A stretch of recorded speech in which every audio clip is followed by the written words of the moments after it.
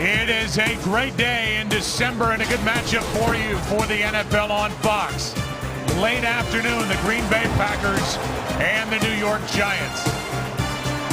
And now welcome to the broadcast booth, everybody. I'm Joe Buck, Troy Aikman, Pam Oliver. Both are coming right up. You know the story with the Packers. They're 11-0 for the first time in franchise history. All the superlatives have been used over and over again for what this team's been able to do offensively and for what Aaron Rodgers has done at the quarterback position. So the question now is, how do the Giants beat the Packers here today? And the Giants are tired of hearing about this second half collapse under Tom Coughlin. They started 6-2. Now they've lost 3 in a row. How do they win here today? Well, I think Eli Manning has to continue to play efficiently as he has for much of the season. Now, they get Ahmad Bradshaw back. It would be nice if they could run the football, something they've not been able to do this year. But I think the real key is going to be on the defensive side of the ball. Obviously, they've got to disrupt Aaron Rodgers in the pocket. Secondly, they have to swarm to the football, limit the yards after the catch. And then probably most importantly, they have to win on third down and get off the field. Hard to do. This is a Packers team that is playing lights out. But that's what the Giants have to do if they're going to have a chance. There are a few guys who are off the field. For an injury update, down to the field, and Pam Oliver. Well, Joe, just today, the Giants lost their starting center. David Voss is out. He developed headaches. Meantime, their backup tackle, Stacey Andrews, is hospitalized. He developed blood clots in both lungs. For the Packers, two of their starting linebackers are out. Aaron Rodgers will be without his starting right guard as Josh Sitton has a knee injury. Back to you. All right, so it is week 13. That means that the injuries pile up. Aaron Rodgers is excited about having Evan Dietrich Smith, who prior to now is just famous for being the guy that Ndamukong Suh stepped on Thanksgiving. But he thinks he's a dirtball type player and ready to go against Mr. Tuck and the rest of that group up front for the Giants, and that's where it all lies for the Giants here today. Getting pressure on Aaron Rodgers. Devin Thomas is waiting for the kick, and the Giants will start this game with the football. Glad you're with us. And from inside the 5, Thomas gets to the 20, and that's about it. Downfield helping to make the tackle is Brandon Sane, backup tailback. And now here comes Eli Manning, and with all of those changes up front, Troy, you know, there used to be such consistency with his offensive line, and now bodies are moving all over the place. And that's one of the reasons, Joe, why this offense has had trouble running the football this year. Last in the NFL in terms of rushing yards per game. Eli Manning has been the consistent performer throughout the year that has allowed them to at least have some production offensively. Ahmad Bradshaw starts the game and makes the catch out of the backfield. Bradshaw does not go down easily, and he is out to the 29. A gain of 7. He went around DJ Smith. And DJ Smith is part of a different looking linebacker group for this 3-4 defense up front with Raji in the middle. But Troy, it's Francois and Smith starting an inside linebacker. And it's not new territory, obviously, for this Green Bay Packer defense. Think back to last year and the number of players they had to rely on their march to Super Bowl 45. So these guys have had game action in the past.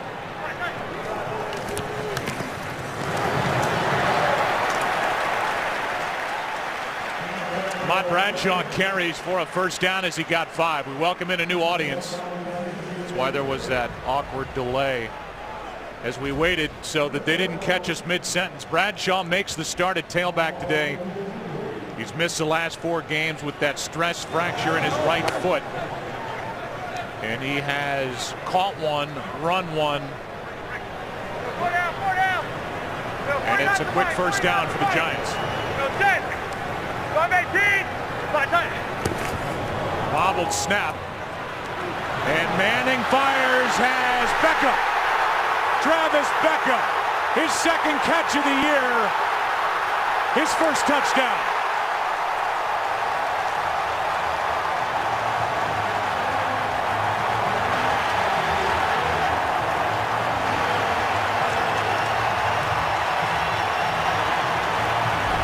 They go bobbled snap. You're going to see the safety right here in the middle of the field. Watches Eli Manning after he gathers the ball. He's looking. He wants to go left. That gets him out of the middle of the field, and it opens it up to the right side.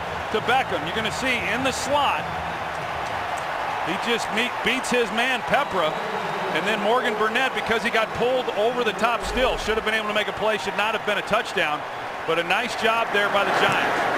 And by a guy who has been missing in action. Travis Beckham, a third-round draft pick out of Wisconsin, has made virtually no impact on this offense, and now in a game the Giants desperately need. He had one catch for 2 yards all season.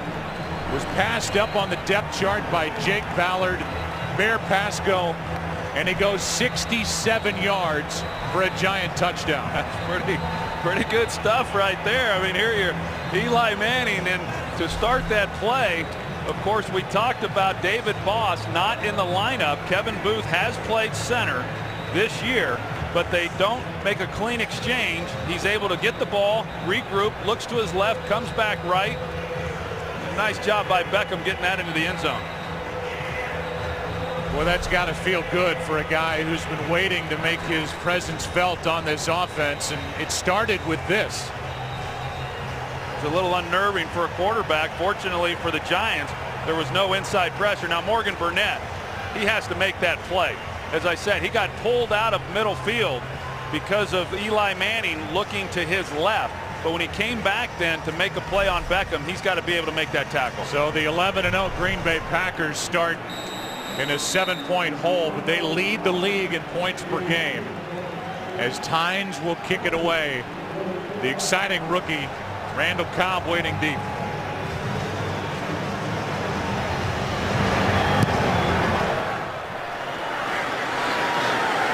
And he'll take it out. Cobb can make the 20. Tyler Sash downfield to make the tackle.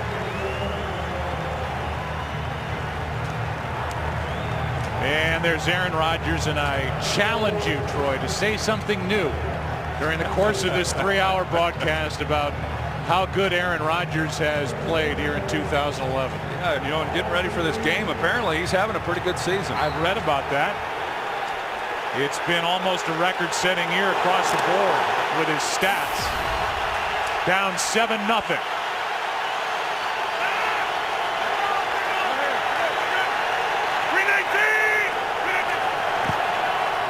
Grant starts the day with a football in his arms, running hard. Had a good day on Thanksgiving. Ran it more than James Starks. Picks up 5. We'll get to the changes up front on the offensive line, which I glossed over when we showed you the names, and it's the rookie Greg Jones in the middle, and that group in the secondary for the Giants. Again, it's Evan Dietrich Smith starting at right guard, and it's still Marshall Newhouse at left tackle. But Chad Clifton, who had a setback injuring his back, but now with a bad hamstring. On second down, another run. Hit in the backfield and dropped. Kiwanuka Canty in on the stop, and a loss of 2. Justin Tuck was the first guy back there to blow up that play. It's 3rd and 7.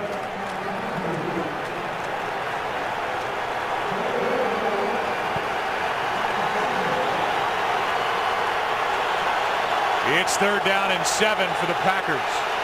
Down by 7 early.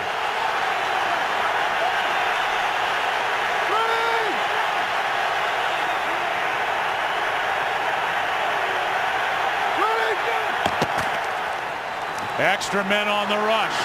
Packers pick it up, and the Packers pick up the first down as Jermichael Finley makes the catch. Good for 11. I talked about it coming into the game, Joe. That's the down. If the Giants are going to upset the Packers, this is the down that they have to win. Jaquan Williams, the rookie, is in coverage, man-to-man underneath on Jermichael Finley. Jermichael Finley has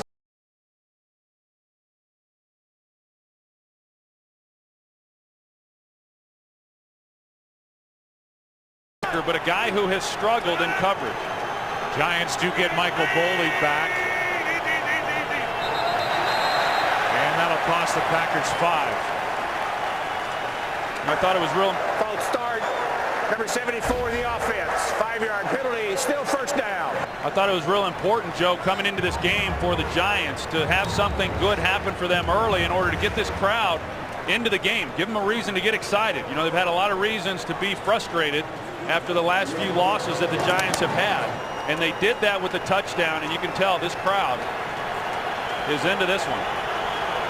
It's a 67-yard touchdown for Travis Beckham, who is on nobody's fantasy team here in Week 13. As Rodgers drops it off for Kuhn, incomplete. 2nd and 15. Brian Bulaga, he's going up against Justin Tuck. Justin Tuck, as you said earlier, Joe, he was very involved on the 2nd down play. He was able to drive an offensive lineman back into the running back. And if this defense is going to play to the level that they're expected to play and get the pressure on Aaron Rodgers, Justin Tuck is going to have to be a player that we're talking a lot about. 2nd and 15 for the Packers, who are trailing for the first time in a month. Finley to the 31. Brought down by Kiwanuka. Immediately a gain of only 4. You think back to that Detroit game on Thanksgiving Day, and you know what the Packers wanted to do in that game is go to their no huddle very early and try to set the tempo in that game. But in talking with head coach Mike McCarthy, face mask, number 31 in the defense. 15 yards added to the end of the play. First down. They said 31, but it's Kiwanuka on that tackle. It's Kiwanuka, but that had the penalty. But as I say, you know, coming into this game, Mike McCarthy said he didn't want to get into the no huddle right away. He wanted to see how those young offensive linemen did up front, particularly right guard Evan Dietrich Smith, who, as you said, is making the start for Josh Sitton. Let him settle in a little bit and then go to the no huddle a little bit later in this game. That penalty takes it out to the 46. Play action from Aaron Rodgers going deep. Jennings overthrown.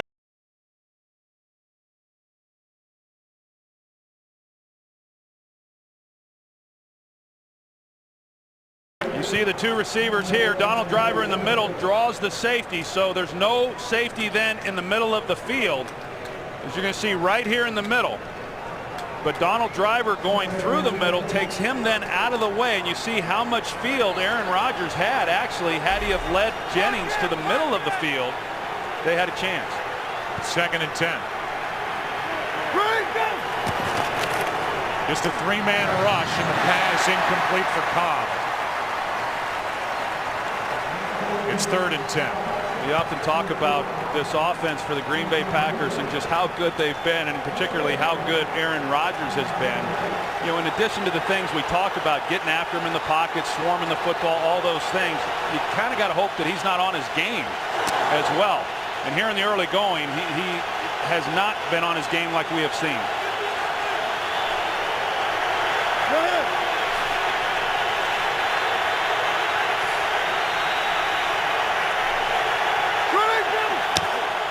Another 3rd down, another 3-man rush. Rodgers down the field, just throws it away. And there was nowhere to go with the football for Aaron Rodgers. Just a 3-man rush for the New York Giants. So you see the underneath coverage. Look how deep Justin Tuck gets in his drop in the middle of the field. And although Aaron Rodgers had time to throw it, matter of just trying to find somebody.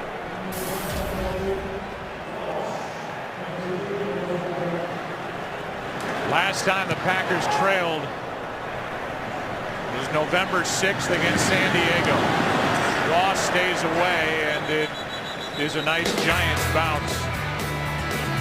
And so New York will have it for the 2nd time, up by 7. Well, if you're just joining us, it was a quick start, 3rd play from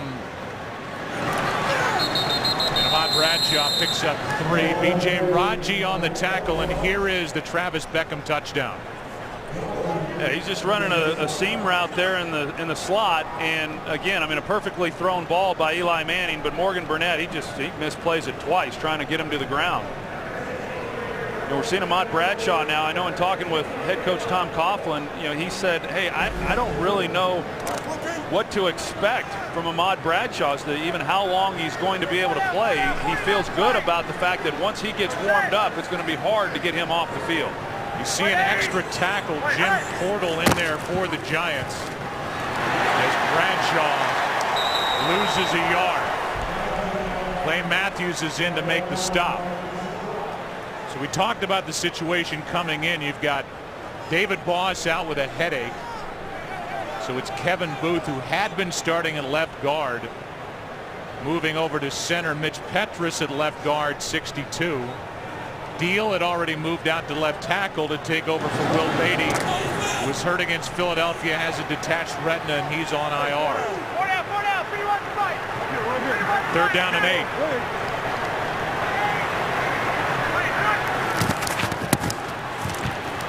Pass skips in. Had a man, and that's Barton. Eli Manning missed a throw there, and it's 4th down. They just missed him. The corner was off, and Barton got to the sticks and turned around, and Eli just failed to put it on him.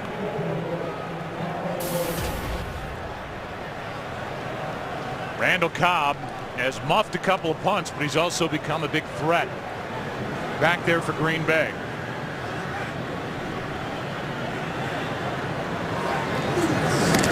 Weatherford. From inches inside the 35, Cobb. Well covered downfield by the Giants. Chase Blackburn is back. Not wearing 57, wearing 93 for the Giants. He made the stop. Packers have it down 7. A blueprint to beat the Packers come Sunday would definitely be to play with a whole lot of attitude. We have to go out there and set the tempo early. When you go out there and you hit someone in the mouth, any given moment, they're going to flinch. We have to make them fight each and every down. We can't give them anything easy. We got to make them earn each and every yard that they get. They tried to make him earn it the first time when Aaron Rodgers threw 4 incompletions with their first possession. Yeah, they did a nice job. And how about Antrell Roll the other day when we were visiting with him, Joe, and he says, hey, Aaron Rodgers is the best quarterback in football, but he's going to have to prove it all over again come Sunday afternoon. Handoff is to Starks. And Starks, who had extra time to rest that knee over the left side, gets 3. What's interesting about this game as well, Joe, is the fact that the Packers, having played on Thanksgiving, they've had 10 days off. And then, of course, with the Giants coming off a short work week, having played on Monday night against the New Orleans Saints. In fact, Mike McCarthy said times have changed in the coaching profession, that he made his staff stay out of the office on Saturday and Sunday and said, hey, I want you to spend the time with your family. And a lot of times those coaches don't get the time off the players do. Rodgers keeps it. And he looks for Nelson. What a catch. Jordy Nelson with a spinning grab inside the 30. Got behind Corey Webster, and let's take another look. Yeah, see if he secures it all the way to the ground. Clearly he has possession of the ball there, and he does. And he had a step there on Corey Webster, and Aaron Rodgers put it up there nicely. 33-yard completion. Now Starks brought down by Deion Grant. And let's go back to that previous 33-yard completion to Nelson. Well, they've been able to get a little pressure on Aaron Rodgers in the pocket in the early going. And so here they come off a play action to Starks and get Rodgers out on the corner. And as you said, you got Jordy Nelson, who gets up on Corey Webster. It's a nice catch by Jordy Nelson. Man, he's been hot too. And Troy, that's really the calling card for Rodgers. So accurate on the run. 2nd and 14, a handoff, fake handoff. Rodgers a couple of pump fakes, and he finds Jennings. Jennings was just left alone. He's got a first down at the 14-yard line. Well, the Giants are trying to react. A lot of zone coverage. Perry Fuel, defensive coordinator, said we cannot match up against this group in man-to-man. So they're playing a lot of zone coverages, and they're trying to react then to Aaron Rodgers and where he's looking to go with the football. That time, because of the time he had in the pocket, they fell off of the receiver on the outside. That's why he was open as he was. Brandon Sane is in the lineup for Green Bay. Number 33 next to Aaron Rodgers. Rodgers flushed again. And just ducks out of bounds. Pressured by Jason Pierre-Paul, who already has 10.5 sacks this season. Good move by Pierre-Paul. He starts to the outside on Newhouse, but he comes underneath it, and he forced then Aaron Rodgers out of the pocket. It's a good thing, too, because Finley was going to have a little bit of time and space there in the middle of the field. You see the zone coverage that the Giants are employing. But Jason Pierre-Paul is having himself a nice year. Even when at times this defense has really struggled, he's been one of the real constants in performance. Osi Umenyiora is out with an ankle sprain. It's 2nd and 8. Rodgers again to his right, finds his man for the touchdown. That's Finley.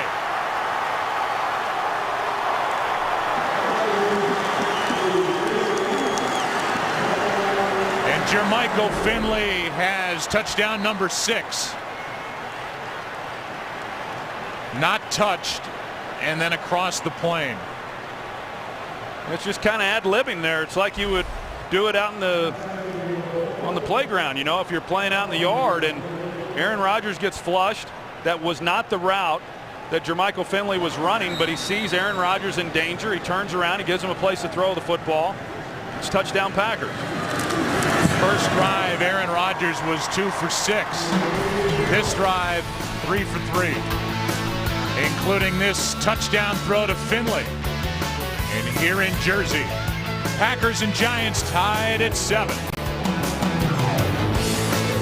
Today, a 14-foot T-Rex rode the train to the game in May. Field Station Dinosaurs, an interactive dinosaur park, is scheduled to open in New Jersey. They're trying to draw attention for people to start taking the train to Giants games.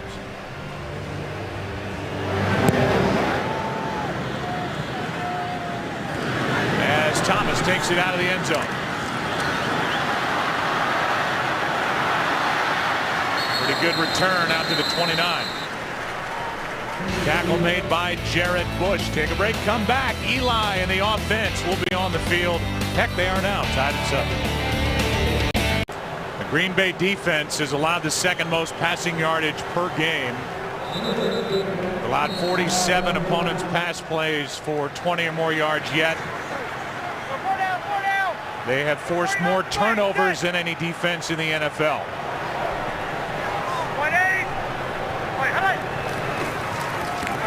Quick setup and throw. The pass is complete to Victor Cruz. And we go back to the touchdown for Green Bay.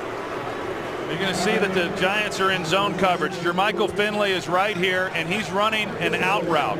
And it's because of the pressure that Aaron Rodgers felt that got him out of the pocket. And Jermichael Finley just does a nice job of reacting and recognizing that his quarterback's in trouble. He's trying to find the hole in the zone, and Aaron Rodgers finds him. I mean, that was a heck of a drive by the Green Bay Packers. It just illustrates, even when you're doing some pretty good things defensively, just how explosive this offense can be. Completion to Cruz was good for 5. 2nd down and 5. Cruz downfield. What a season he's had. Inside the 25.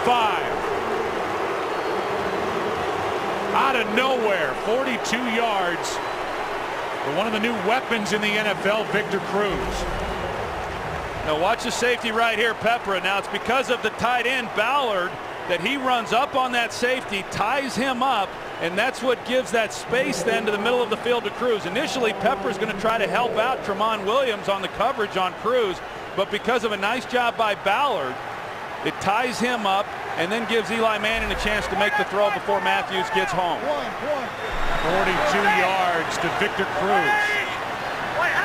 To take it to the 24 and a toss to Bradshaw.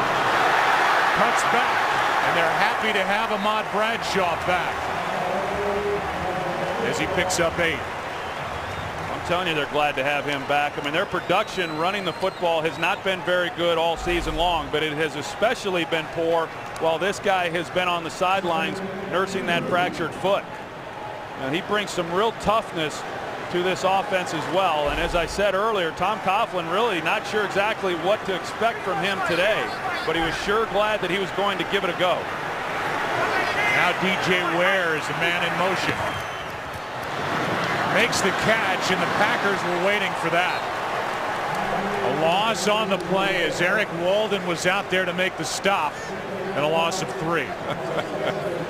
But DJ Ware caught that, and he ran right into Walden. Walden was coming from the inside, and Ware catches it and said, "Here I am." Eric Walden, who has a hearing coming up in a matter of days, was arrested last Friday morning on suspicion of felony substantial battery with domestic violence enhancer after a dispute with his live-in girlfriend. As Manning goes to the end zone, Ballard incomplete.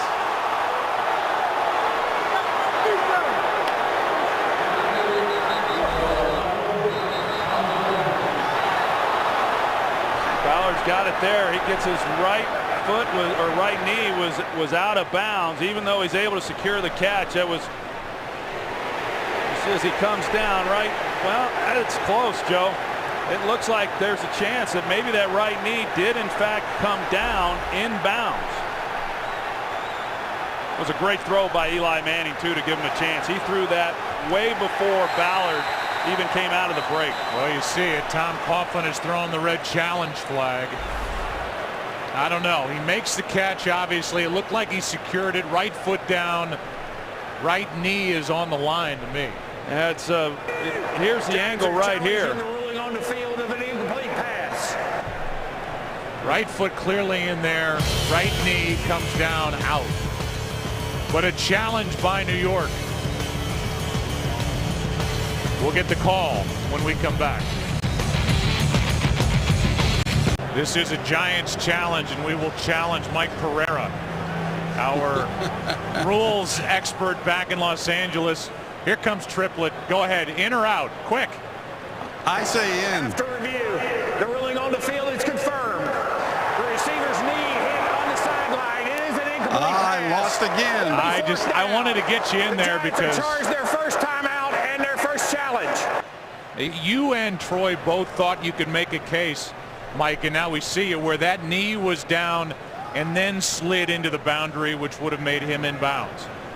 Hey, you know what? I mean, I love when you stay with the call on the field, you know, when they're close. But I thought with that shot coming toward you, the knee actually hit in first. But I haven't beat Triplett at all this year. 38-yard try is good by Lawrence Tynes, who is now 12 of 15 on the year. Challenge no good. Timeout is off the board for the Giants, who now lead by 3. Undefeated or not, these Green Bay Packers like to have fun, and nobody likes to have more fun, Troy, than the photo bomber Aaron Rodgers.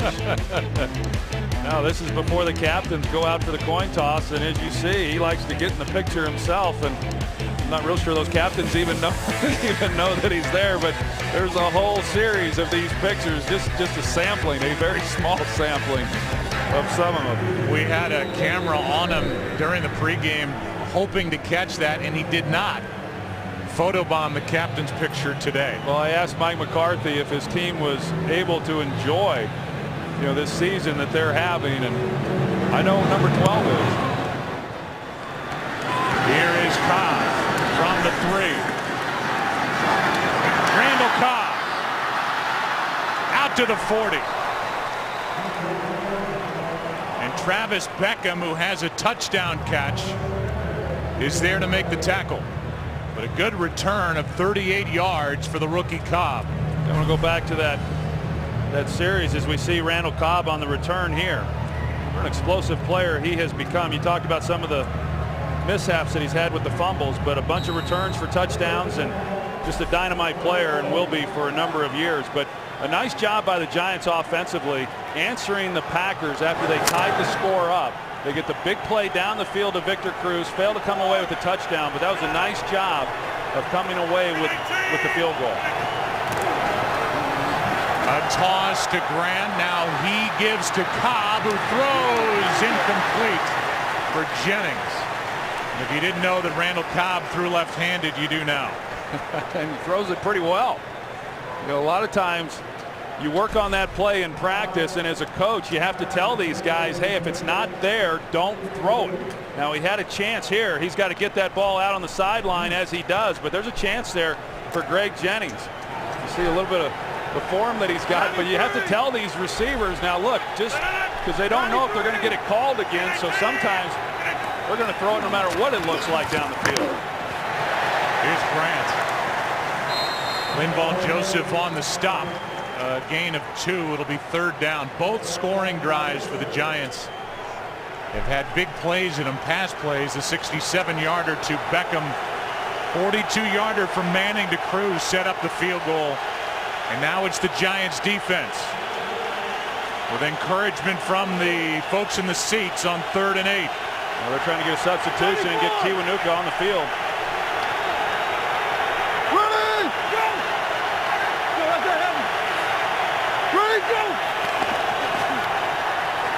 Over the middle, incomplete.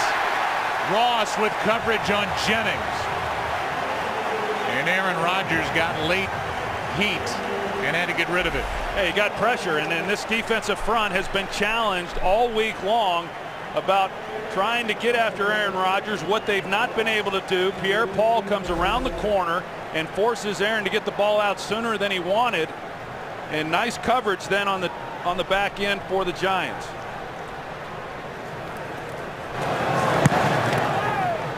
The punt from Mastay with Ross. Fair catch just inside the 15. And so now as we welcome you inside our broadcast booth for this Giants defense, they're coming off a real bad week at New Orleans on Monday night. And it's been much better here at the start against the Green Bay Packers. Yeah, one of the worst performances in the history of Giants football. You know, defensively on Monday night there against the Saints. And as I said, this whole unit has been challenged. Perry Fewell made it very clear this week that he was very frustrated with the play, and they needed to come out and play well early in this game, and they've done that. Not only the defensive front, but I think the coverage overall has been very good as well. Giants start at the 14 and hand to Jacobs. And the big back is out to the 25 and beyond with a 1st down. Good job on the outside. Victor Cruz, of course, we've already seen the big play that he had in the passing game, but very involved on this play, giving Brandon Jacobs a place to run. Look what he's able to do here on Tramon Williams, and because he seals him then to the outside, it gives Jacobs a lane to pick up some extra yardage. Last 5 games, the Giants had not scored a touchdown in the first quarter and had a total of 6 points. Better start today. Jacobs again. Brandon Jacobs tripped up by Burnett. And a gain of 14 to end the first quarter. 10-7 Giants back after this from your local Fox station. Giants so far are averaging just over 12 yards per play. They've hit the Green Bay defense for a couple of big plays. It just happened a lot to the Packers this season. It's been a bend, don't break defense. A lot of yards. Not bad in the points per game. Play action from Manning. And this one's picked off by Matthews for the touchdown.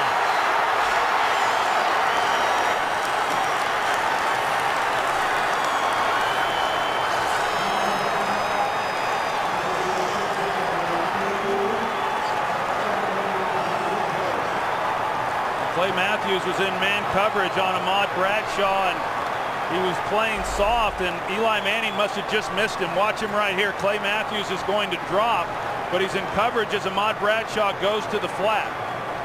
And Eli, his vision looked to be blocked by Jake Ballard there at tight end, but he didn't see Clay Matthews until after he had released the football. But Clay Matthews was cluing on him the entire way and then drove on the ball. So now Green Bay, you think about that high-powered offense. This is a team with all the takeaways, 23 interceptions now, the most in the NFL. They've forced 26 turnovers, the most in the NFL. And now they get 7 points basically on defense with the interception And touchdown by Clay Matthews. Yeah, no, you think about it, Joe, and you talked about the big plays that they had already given up in this game. Of course, the big run to Brandon Jacobs. Morgan Burnett makes the key tackle after giving up the touchdown to Travis Beckham, not making the play, but he saves the touchdown with Brandon Jacobs. But this is what this defense has been about all season long. Okay, we give up big plays, we give up a lot of yardage, it doesn't matter. We create takeaways and we give the ball back to our offense. In this case, they return it for a touchdown of their own. And it was the rookie who got the start today with a calf injury by Desmond Bishop, DJ Smith, who got that late pressure on Eli Manning that led to that throw, led to the pick and the first touchdown of the season for Clay Matthews.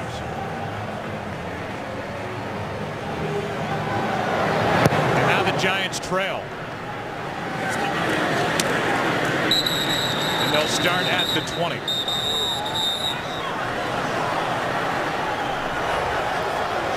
And a little fight breaks out. Got guys taking dives, trying to get flags.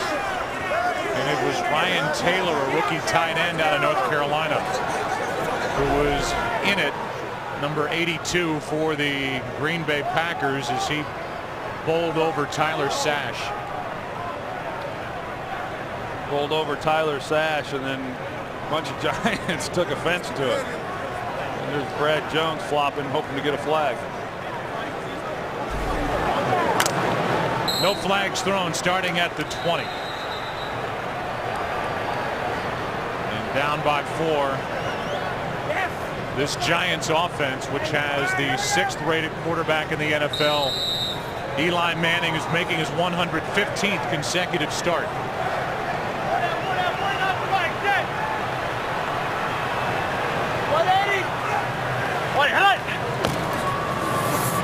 Manning keeps it. And now goes for Cruz. Penalty flag on the play, and it's incomplete with Burnett defending, but a flag is thrown.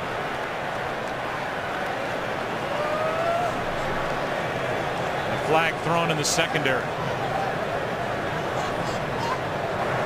Illegal contact. Number 21 to the defense.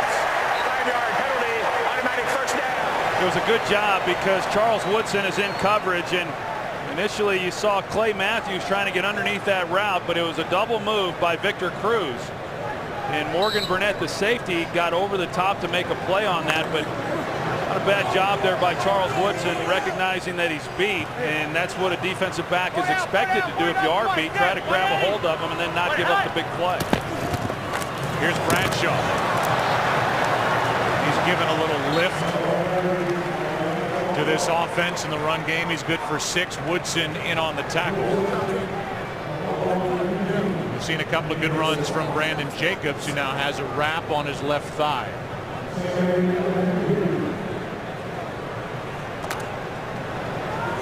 Second down and 4.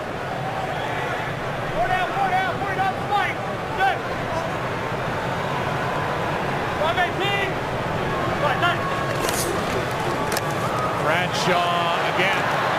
Nice run. First down. And we check in down on the field with Pam Oliver. Well, Joe, you mentioned DJ Smith, and if he didn't have enough to worry about, he also wears the communications helmet. Well, it wasn't working properly for a while there. They fixed the frequency. It was an issue with that, so they hope he has better luck the rest of the day. Back to you. All right, Pam. So DJ Smith, the rookie, 6th-round pick out of Appalachian State, has gone from seldom used to starting linebacker to wearing the communication helmet, having the signal jam. Now getting it figured out as Manning keeps it, throws it away.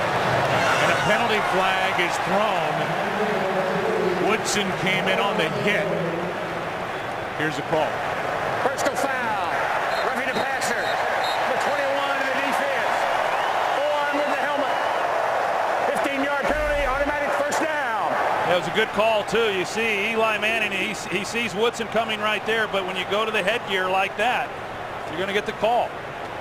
You know, Charles Woodson, you could tell that Eli was just trying to get the ball out of his hands to avoid the sack, but when he comes up high and gets the hands to the headgear, easy call then for the for the referee. Woodson now 2 penalties over the last 4 plays, and this one takes the ball inside Green Bay territory at the 49. Brandon Jacobs back in the game. 3 down, 49 to Mike, 180. Wait, hold on. Blitz. Giants pick it up. Manning backing up in the air and incomplete. Yeah, Hakeem Nicks, he saved an interception there. He was playing defensive back after that ball got tipped. Initially, it looked like Eli was trying to go up the field to Jake Ballard. Nothing was there, but once the ball was in the air there, you see the job that Hakeem Nicks does, knocking it away from Tramon Williams, as we talked about, leading the league in interceptions, and boy, they are ball hawks there in that secondary. Initially trying to get it to Victor Cruz. And then Nicks saved the interception. Here's Nicks on a catch. And bruised ribs from a big hit he suffered on Monday in New Orleans. He's good for 3. Tramon Williams out there on the stop. Yeah, you know, Hakeem Nicks, he's been banged around a lot. You know, I mean, he's had something essentially wrong with him all season long. He got injured in the opener against the Redskins and probably really hasn't been fully healthy all year yet. He's only missed 1 game. 3rd down and 7.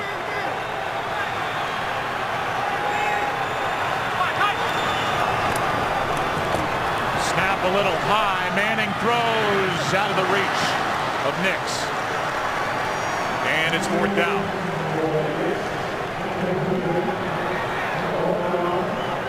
Well, they bring out Steve Weatherford now, Joe. We were watching him in warm-ups before the game from about this range, and it was amazing watching his ability to put the ball inside the 5-yard line. He was very good doing that last year for the Jets. Downing it inside the 20 is the stat they go on. He's done it 17 times this year. He puts the nose of the football down. And it's a fair catch at the 10 by Randall Cobb. So the Green Bay offense on the field up by 4. 12:31 left in the half. We'll give you a look during this possession by the Green Bay Packers at the playoff picture in the NFC. This could be a big day for the Giants, considering what's happened around this conference here in week 13. Mayday! Running down! Handoff to Starks.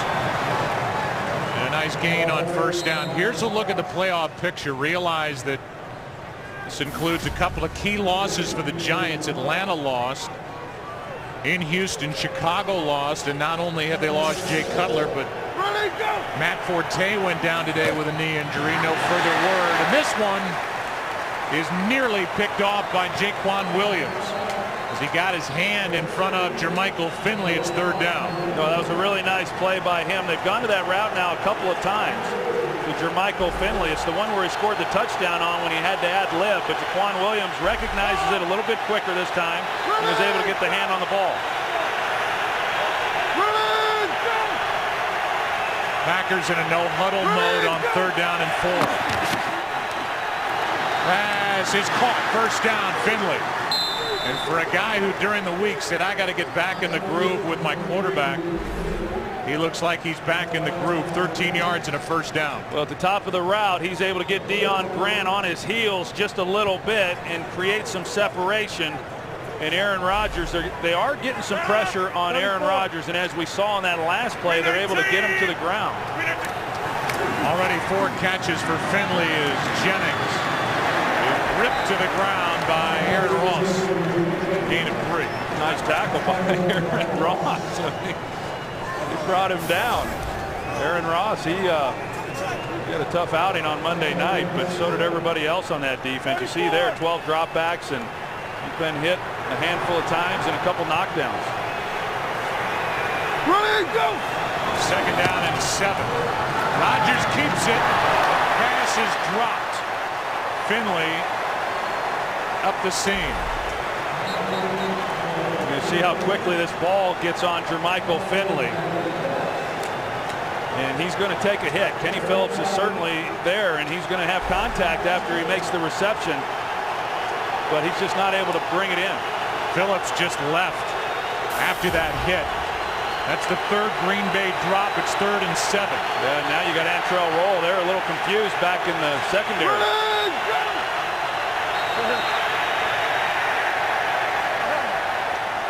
And a false start. False start. Number 70 in the offense. 5-yard penalty. Still 3rd down. That comes at a good time for a defense that was scrambling around trying to get set up. There's Tyler Sash. He's the one who came in for Kenny Phillips. You see Antrel Roll, he's trying to communicate with him, and then when Sash gets over to the other side, then you got Deion Grant who's trying to communicate with him. So you're right. I mean, it's a good thing there was a false start because they were not prepared in the secondary. 3rd down and 12. Blitz. Giants get home. It's Tuck.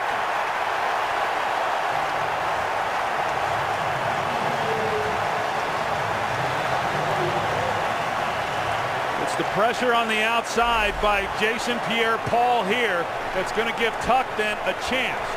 The pressure on the outside forces Rodgers inside, but Justin Tuck holds his ground in the middle, expects Aaron Rodgers to get out of the pocket as he did, and then he was there to make the play. Justin Tuck is having himself a heck of a first half. Had a rough day last week in New Orleans, as did this defense, as Jernigan calls for a fair catch at the 25. That was the first sack of the day. This defense did not have a sack of Drew Brees last week. They get Aaron Rodgers. They get the football down by 4. They were averaging just under 4 sacks a game the first 2 months of the season, had a total of 5 over the last 4 games. 1 over the last 2. And they get the first sack of the day as Tuck brings down Rodgers. Here's Nix. Out of bounds. One-handed grab, but out of bounds as he got behind Woodson. Just not enough space there for Eli Manning, really. He ran out of real estate. He's got to lay that to the outside. Heck of a catch there by Nix, but clearly out of bounds. You know, we saw the bench there with Jason Pierre-Paul and Justin Tuck, and just before that, Antrel Roll went over and was high-fiving each of those guys, and you know, that's what a secondary player likes, is when there's pressure on that quarterback and they're not then having to hold that coverage for very long. False start, Giants.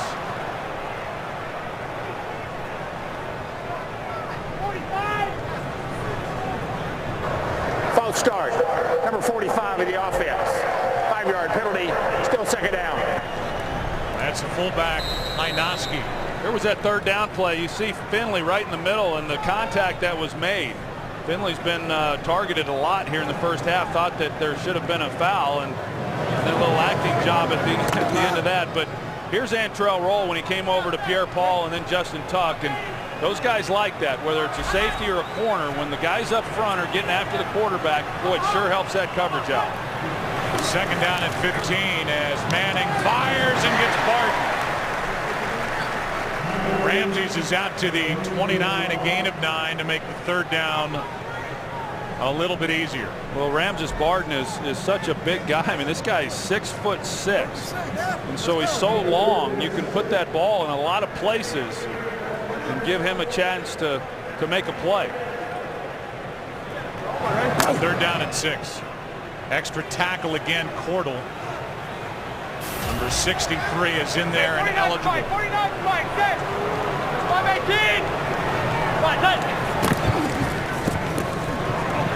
Manning steps up, avoids pressure and finds his target, Victor Cruz.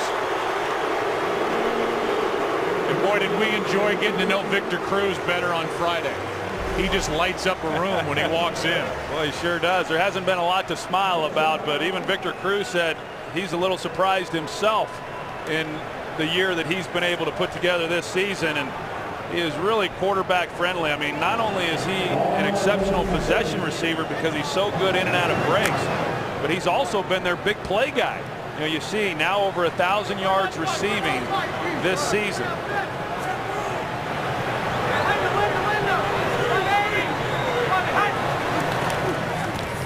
Just get the play away down the middle. It's Ballard who didn't get his head around, and it was nearly picked off by Pepper.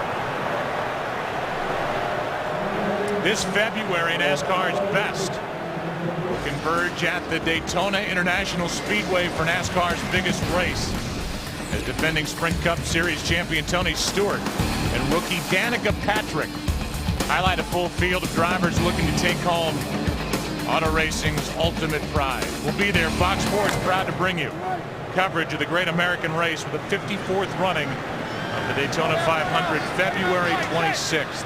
They don't get an off-season in racing, do they? No, not much. Fill up the tank and go again.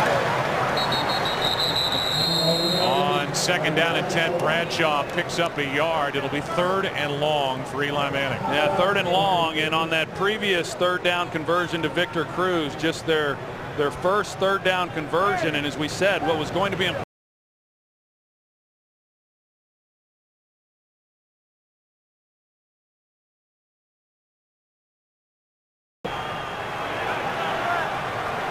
A defensive score is the difference in this game.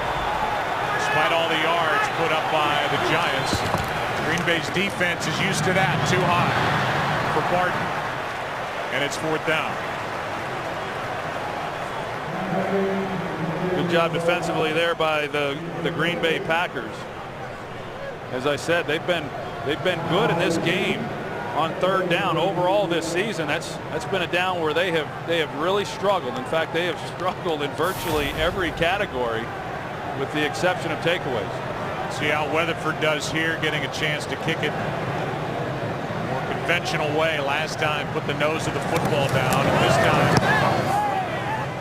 spirals one down inside the 10. That'll pin Cobb at the 6. Packers have it, up 14-10 with over 8 to play in the first half. On Tuesday, the Green Bay Packers will have their 5th ever stock offering and make 250,000 shares available to the public at a cost of $250 a share. First 3 of those stock offerings saved the franchise. The last one in '97, they're trying to add about 6,700 seats. New scoreboards. Don't tell your financial advisor. No dividends, no appreciation, but you get a piece of the Packers if you're interested. Handoff is to Grant, and he doesn't go down easily. He takes it out to the 10. You'd do that. You'd buy one of those just to put it up on your wall at the Aikman Estate back. Hey, that's why people do it. I mean, it's a special organization. There's no doubt, and there's a lot of people that have that certificate framed up on their wall, and they'll raise the money they're looking to raise and expand to that great stadium they have there in Green Bay, Wisconsin. Second down and 6. Place has become a year-round facility.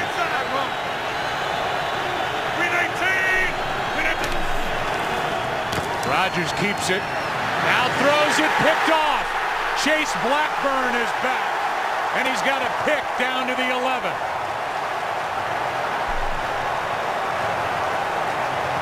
Well, I saw what Aaron Rodgers saw, but I also had the benefit of seeing Chase Blackburn in the middle of the field, and Aaron Rodgers never saw him. Because of the coverage, they have to go to the middle of the field, and as you're going to see, Chase Blackburn, he drops as he's supposed to. He recognizes it, and then he's able to come underneath and then make the interception on the play. Just a nice job by Chase Blackburn, who just joined the team. Yeah, added this week.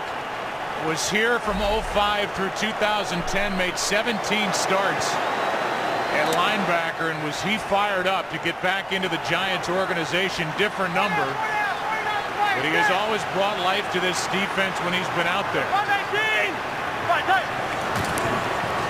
Here's Nix trying to make a move. Stiff arms Woodson, and has a first down at the 1. Let's go back to the pick, and for Aaron Rodgers, only his 5th of the year. Yeah, you just don't see this from Aaron Rodgers. You know, I mean, he can account for everybody on the field. Rarely does he lose sight of somebody and throw a ball that's in danger then of being intercepted, but he just simply didn't see Chase Blackburn, and he thought he had a wide open receiver running down the middle of the field for a big play. Instead, the Giants get the short field. Jim Cordell again is in as an extra lineman and eligible. First and goal from the 1. Jacobs, touchdown.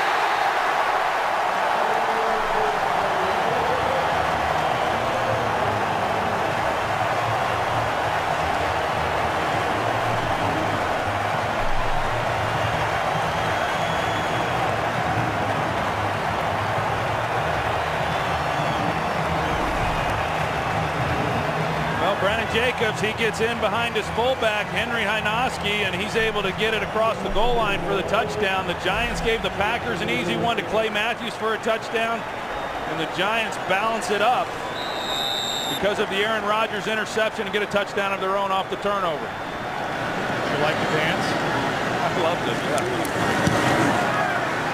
That makes it a 3-point Giant lead. Chase Blackburn set it up. First week back with the Giants was lurking. Returned it to the 11.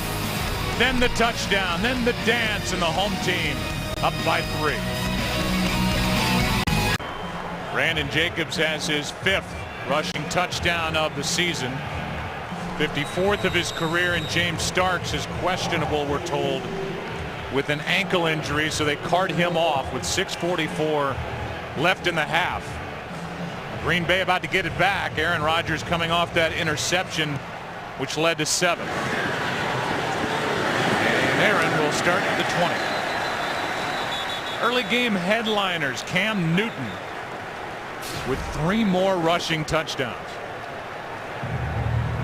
Threw for a touchdown. Tim Tebow is 6-1, and they did it. The Broncos did today without their defense. Their defense had to score, run up on them, but Tebow tied it. Then an interception set up the game-winning field goal, and they're now tied at the top in the AFC West. And Chris Johnson, another big day as he starts to find his rhythm. We'll see him next Sunday at home against New Orleans.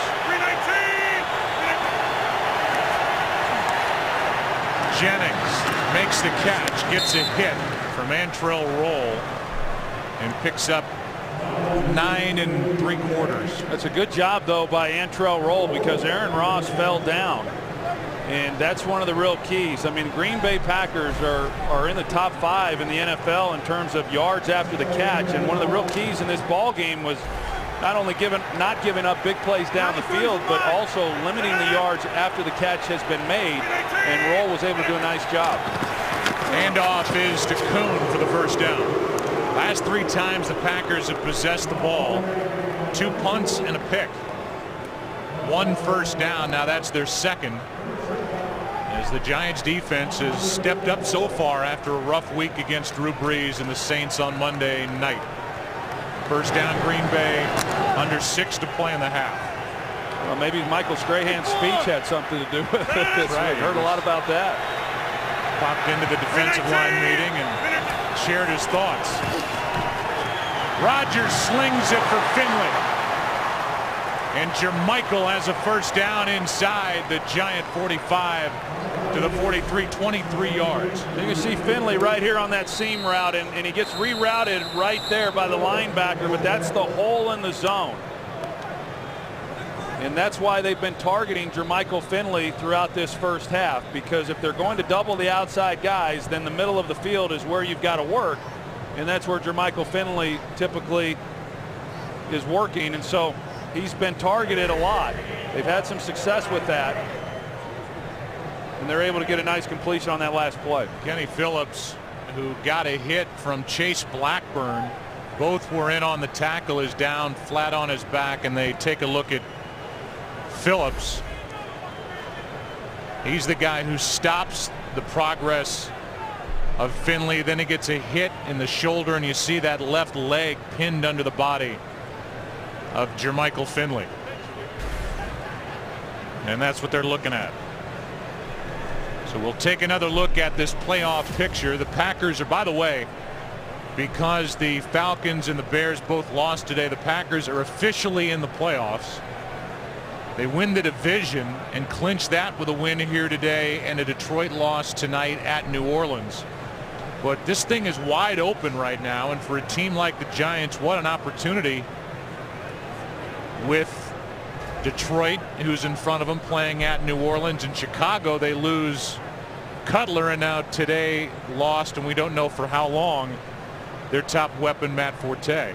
Well, it's a big game for New York, as we certainly know, not only in terms of keeping playoff hopes alive and where they're at in the wild card race, but a win here tonight certainly would help them even to move on and potentially win the division. I mean, don't forget, 2 of the next 4 games they will be facing the Dallas Cowboys, and so they control their own destiny in terms of winning the NFC East. Right now, Dallas is leading out in the desert. They have the ball up by 7 at the Cardinals. Giants are at Dallas next week. 93. At home against Washington, here for the Jets, and then at home against Dallas to end the season. Linval Joseph brings down Ryan Grant, a gain of 3.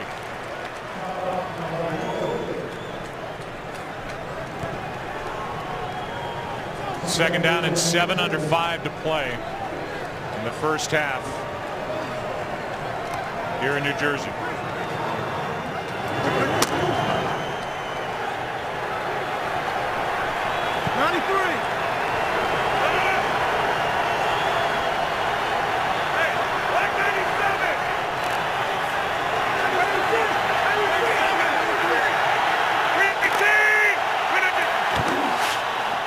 Handoff is to Grant, and he tripped over his offensive lineman Marshall Newhouse and lost 3. Little surprised the Packers stayed with the running play there. Typically, Aaron Rodgers would check out of this. They were man across the board with a safety in the middle of the field. One of the few times that the Giants have shown man coverage, and Aaron Rodgers stayed with the run. They were stacking the line of scrimmage and just nowhere for Ryan Grant to go. Now 3rd and 10.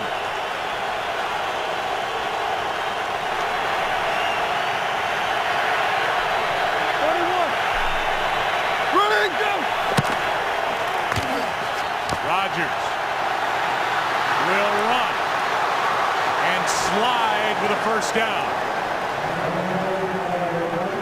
Williams on the stop, but Aaron Rodgers, who is a threat when he does that, has rushed for over 180 yards on the season, gets 11. You see the 2 safeties deep. They got 2 deep, and then their man coverage underneath. And when you have that, there's nobody that then accounts for the quarterback. You're relying on the front 4, in that case Jason Pierre-Paul, to be able to make a play. If he doesn't, there's a lot of space, as we saw, for Aaron Rodgers to run.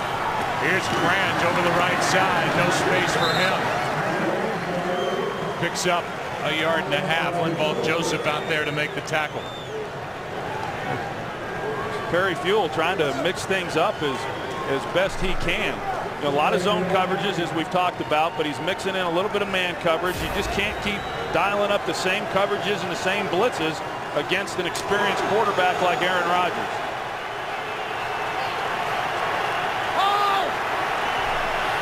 Green Bay with all 3 timeouts. 2.5 to go. Second down and 9. They fake it to Sane, and now here's Rodgers again for a first down, out of bounds inside the 20. That was a 13-yard run. Well, here's what happens. Again, they're in man coverage. Corey Webster is in coverage on Jermichael Finley. He's got his back to the ball, and that's where Aaron Rodgers was running, right up that right sideline. So by the time he realizes the ball's not coming out, he turns around, and then Aaron Rodgers picks up the first down. It's imperative defensively, if you're going to play that man coverage, you've got to then keep the quarterback in the pocket. 2 minutes left. First half. Packers knocking on the door.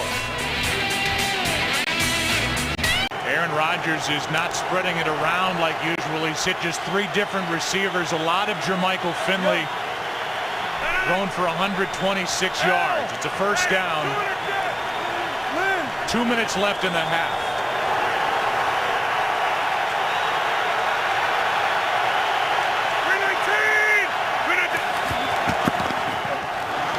Tipped and tipped by Jason Pierre-Paul. Talked about the half that Justin Tuck has had. Jason Pierre-Paul has been able to get pressure up on Aaron Rodgers, and this time, once he knows that he can't get to the quarterback, a 3-step quick drop, get his hands up. He's able to get his hands on the ball. Longest drive of the game for either team. This is play number 10. 57! Running, go! On second down. Sane down inside the 15. Canty on the stop, a gain of 5, third down coming up. It was really nice hustle by Chris Canty going down the line and being able to make a play. It looked like Green Bay had a pretty good play call on that screen pass, but you see Canty in the middle of your screen, and once he recognizes the screen, he goes and he makes a play.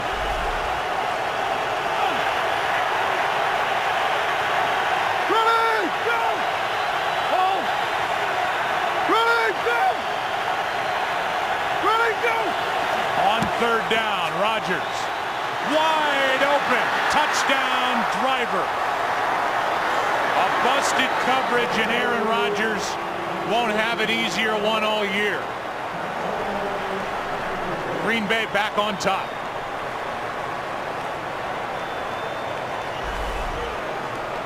You see the Antrel Roll there at safety, and he squeezes the inside guy. Didn't need the help, but they go 2-on-1 on that safety. They've got Jermichael Finley going to the post, and then you've got Donald Driver to the corner. It puts the pressure on the safety, but because of the interior play, I think Antrel Roll blew that one. 13-yard score, and it had to feel like an eternity for that ball to get to Driver, who was just waiting. Finally got there, and Donald has his third touchdown reception of the season. Well, initially, as you saw, Aaron Rodgers was looking to go to his left, and it was either Antrel Roll who should have picked that up than Donald Driver going to the corner of the end zone, or Corey Webster. There's a chance that Roll could have been expecting Corey Webster to come underneath it. I believe maybe it was Aaron Ross. I believe it was one of those corners on the outside there that could have fell off and maybe helped out on that route. There's the drive, 11 plays, 80 yards, and Rodgers had to run it twice, had 74 total yards on the drive, and now it's Green Bay on top by 4 with 1:10 left, and the Giants, because of that miss on the challenge, with 2 timeouts.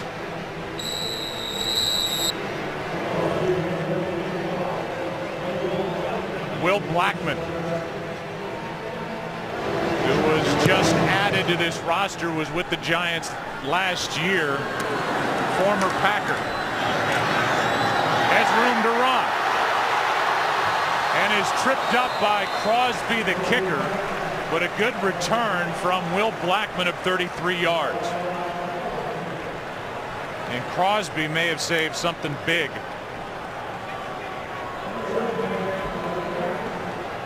So 1:03 left.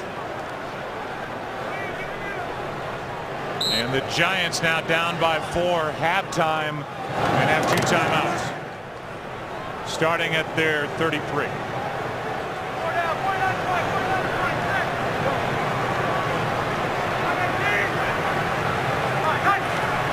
DJ Ware in the backfield. That one nearly picked by Francois. Let's go back to that touchdown to Donald Driver.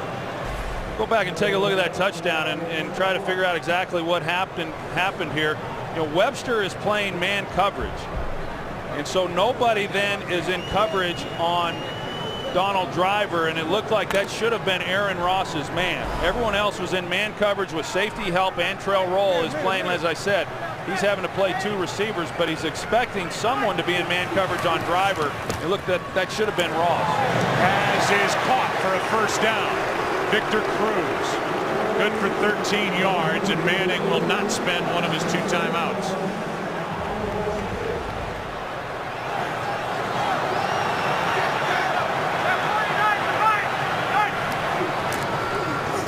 On first down, pass is caught by Cruz, and now they'll have to use a timeout with 32 seconds left. Terry Bradshaw is working hard today. Here are his thoughts of what's coming up on the Visa Halftime.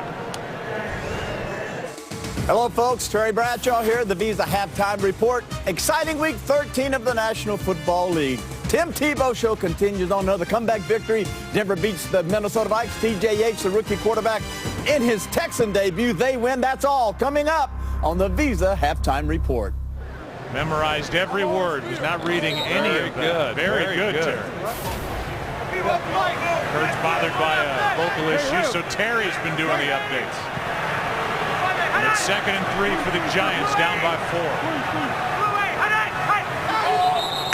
That'll be on Petrus, who got the start today with the injury to Boss. False start, 62 of the offense. 5-yard penalty, still 2nd down.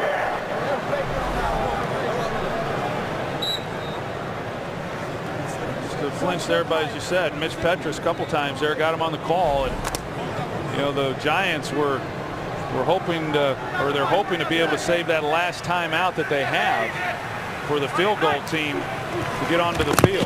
4-man rush. Manning in trouble. Out comes the ball. And this is a live ball. B.J. Raji is standing with the football, and that'll be a turnover. It was Clay Matthews who hit him. Booth had a shot to just pick it up, but he thought incomplete pass. The call is fumble.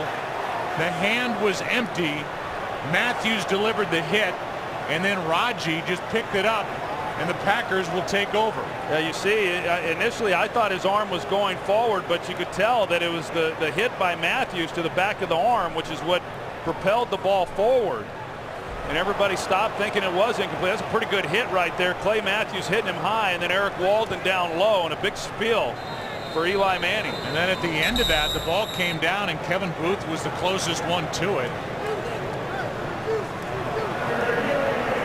They're going to go under. It's a Booth review. We're inside 2 minutes, but I think that was a good call by Jeff Triplett. Booth just let it go. Raji just happened to pick it up. But Raji's not picking it up to return it. He's just picking up the ball, and then his sideline is screaming to Raji that that's a live ball. Mike Pereira, did you see it how we saw it here in Jersey? I see it how you see it in Jersey. We're looking at it with you here in the command center at Fox in LA. And again, does the ball get knocked loose in his hands before the hand starts forward? And certainly rule the fumble. I would have to agree with that. The arm actually knocked that, the defender's arm knocked his arm forward, but the ball came loose in that hand before it started forward. So I'm staying with you guys. I'm staying with fumble here. Yeah, it's an interesting point there, Mike, that Clay his arm is moving forward, but it's because of the hit from Clay Matthews which begins that motion to happen. Right, and the fact that he hits it and that contact actually jars it loose immediately. And that's when you talk about the empty hand. And again, it's not the arm moving forward, it's the hand. So he's got to have total control of the ball in the hand, and then with that hand moving forward. And I don't think you can say that he does here. It is ruled as a sack, a forced fumble for Clay Matthews. Matthews, who already has an interception returned for a touchdown. When he did that, he became the 4th different Packer to have an interception returned for a touchdown this season. Here's the call from Jeff Triplett. After review, the ruling on the field is confirmed. It is a fumble. Quarterback arm was hit before the ball came loose in an empty hand. It'll be 1st and 10, Green Bay. Matthews had a big game. Well, here it is from the start. Yeah, you see the pass rush on Kareem McKenzie. He gets into his chest and he uses speed then to get around him and then attack the quarterback. And I know as far as sacks go, he hasn't had the numbers that he had last year, but as we've said before, I mean, he's an impactful player. You better put an extra guy on him. Plenty of time here for the Packers with all 3 timeouts, and it's Sane, the rookie from Ohio State, inside the 30. And a timeout immediately taken by Green Bay, as they will have a 1st down and 17 seconds left. 17 seconds left and still 2 timeouts. And, even before this play right here to Sane, defensively, you just got to be saying to yourself, if we can hold the Packers to just 3 points and get out of this half, we'd feel pretty good about ourselves. And, but even from this position right here at the 28-yard line with 2 timeouts, that's nothing for this Packers offense. Brandon Sane goes on that long list of fines for this front office for Green Bay. Free agent out of Ohio State, and I was shocked to hear Aaron Rodgers say he may have the best hands on our team. How about that? I mean, when you consider the guys he's got, and he thinks Sane's got the best set of hands.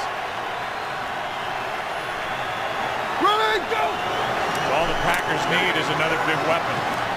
This one is batted away, and Rodgers was trying to get it to Brandon Sane. Jason Pierre-Paul knocks away another one. Now 12 seconds remain for the Packers to try to get more points as they lead by 4. You know, they say Jason Pierre-Paul sometimes doesn't rush. He just kind of likes to jump. We saw him get his hands on a ball earlier, and he's a pretty good jumper. He's a pretty good pass rusher too when he decides that that's what he wants to do. Looks like he's lined up in the neutral zone as Rodgers finds Sane. He will get out of bounds, and with 3 seconds left, it'll be time for the field goal unit to come on for the Green Bay Packers. Well, as I said, overall, I think defensively you've got to feel pretty good, just limiting Green Bay here to a field goal opportunity. But you know, for the Packers to go down and get points, and then offensively the Giants to turn it over, you know, hoping to come away with points of their own. Not a great way to finish this half for the New York Giants. Mason Crosby's missed only once.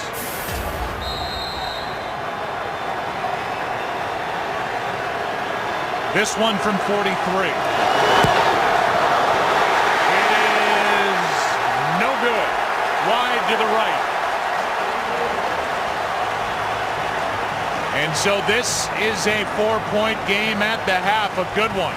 Giants, Packers. Kurt and Terry coming up. Pizza halftime in LA. All yours. Well, a nice moment here at halftime as some of the greats, this wonderful organization that started back in 1925, were added to the Ring of Honor. And there are the names of Alex Webster, who played and coached the Giants. Brad Van Pelt, the late Brad Van Pelt, Dave Jennings, Mark Navarro, Carl Banks. And the Giants will kick it away. You can follow your favorite team all season long. Go to itunes.com/NFL. And we'll see that Green Bay offense on the field, which came very close to scoring the final 10 points of that first half. The field goal was missed. And who says Tom Coughlin's all serious all the time? Well, I would say he's got to feel pretty good. You know, even though they're trailing by 4 here at halftime, I think overall he's got to feel pretty good about the way his team has played, particularly that defense. We've gotten to know him obviously over the years, and he is one on a long list of guys who you see from a distance, read about, and then you get to know them, and they're different than the perception. This guy's got a big heart. Was with a Make-A-Wish kid at practice on Friday and just lit up when he went over to meet the young man. We all know he's an excellent football coach, but as you said, Joe, I think he's one of the best men in all of football as well. Booming kick. Drives Cobb to the back of the end zone as the Packers will start at the 20. We go down to the field and say hi to Pam Oliver. Well, Joe, for Mike McCarthy, he's offering up a couple of ideas, sticking with what he's been doing. He wants a good mix of the run and pass, throw in a couple of more play action. He also said we got to keep our focus on Jason Pierre-Paul. And as for Tom Coughlin, as he talked about, he's pretty pleased, but he also says we got to offer some help. Clay Matthews is coming on to our quarterback, but we got to offer a little bit more protection there. Back to you. Yeah, Matthews has had a huge game with a sack, a forced fumble, an interception, a touchdown. By the way, Kenny Phillips is for now out with a knee sprain. Lost him late in the first half. Delayed handoff. That's Sane. The rookie Sane picks up 2. Well, you talk about this defense and the way that they have played through the first half of this game, and the sacks don't tell the story, although that was the focus coming in. Only 1 sack in the first half, but they have done a great job bottling the running game for the Packers. Aaron Rodgers, the team's leading rusher, and that's because, as we saw, him escaping versus the man coverage. They've not been able to get anything going on the ground, and that's because of that front 4. Whoa. 2nd and 8. Looking left all the way. Jennings. Penalty flag flies as Jennings was being defended by the rookie Prince Amukamara. At the bottom of the screen, Prince Amukamara, he gets his hands on him. Right there is what they called right at the very end. It wasn't much, but he extended his arm out, and they threw the flag. They're huddled and they're talking about it right now. Pass interference, number 20, the defense. Grabbed his downfield arm. Automatic first down. Well, that is a huge penalty, and I saw what you saw, and some of the fans. The officials got together, and you see him impede the right arm of Greg Jennings, and the rookie was flagged for that. It's a 20-yard penalty in the end, and a first down for Green Bay at their own 42. Yeah, there's definitely a grab there, but he didn't hold it very long, but it was just enough to keep Jennings from being able to get his right arm up to help make that catch. Rodgers throws it and caught by Jennings right at the marker with Aaron Ross defending for the Giants. It's a first down. Giants are playing on that play on the pass interference. It was man across the board with no safety help, and we haven't seen a lot of that in this game. But as I said, Perry Fewell has kind of mixed that in, but he's also played a little more man coverage overall than he anticipated, or at least what he led us to believe coming in. Playing that too deep man under a good part of this game. Here's Grant on first down. He picks up 4.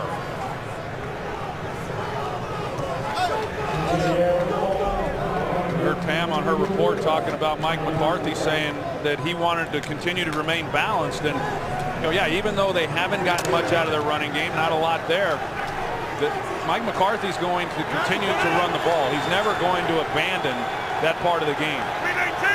Chase Blackburn still in middle linebacker. Greg Jones started the game there, and here's Grant taking it to the 40.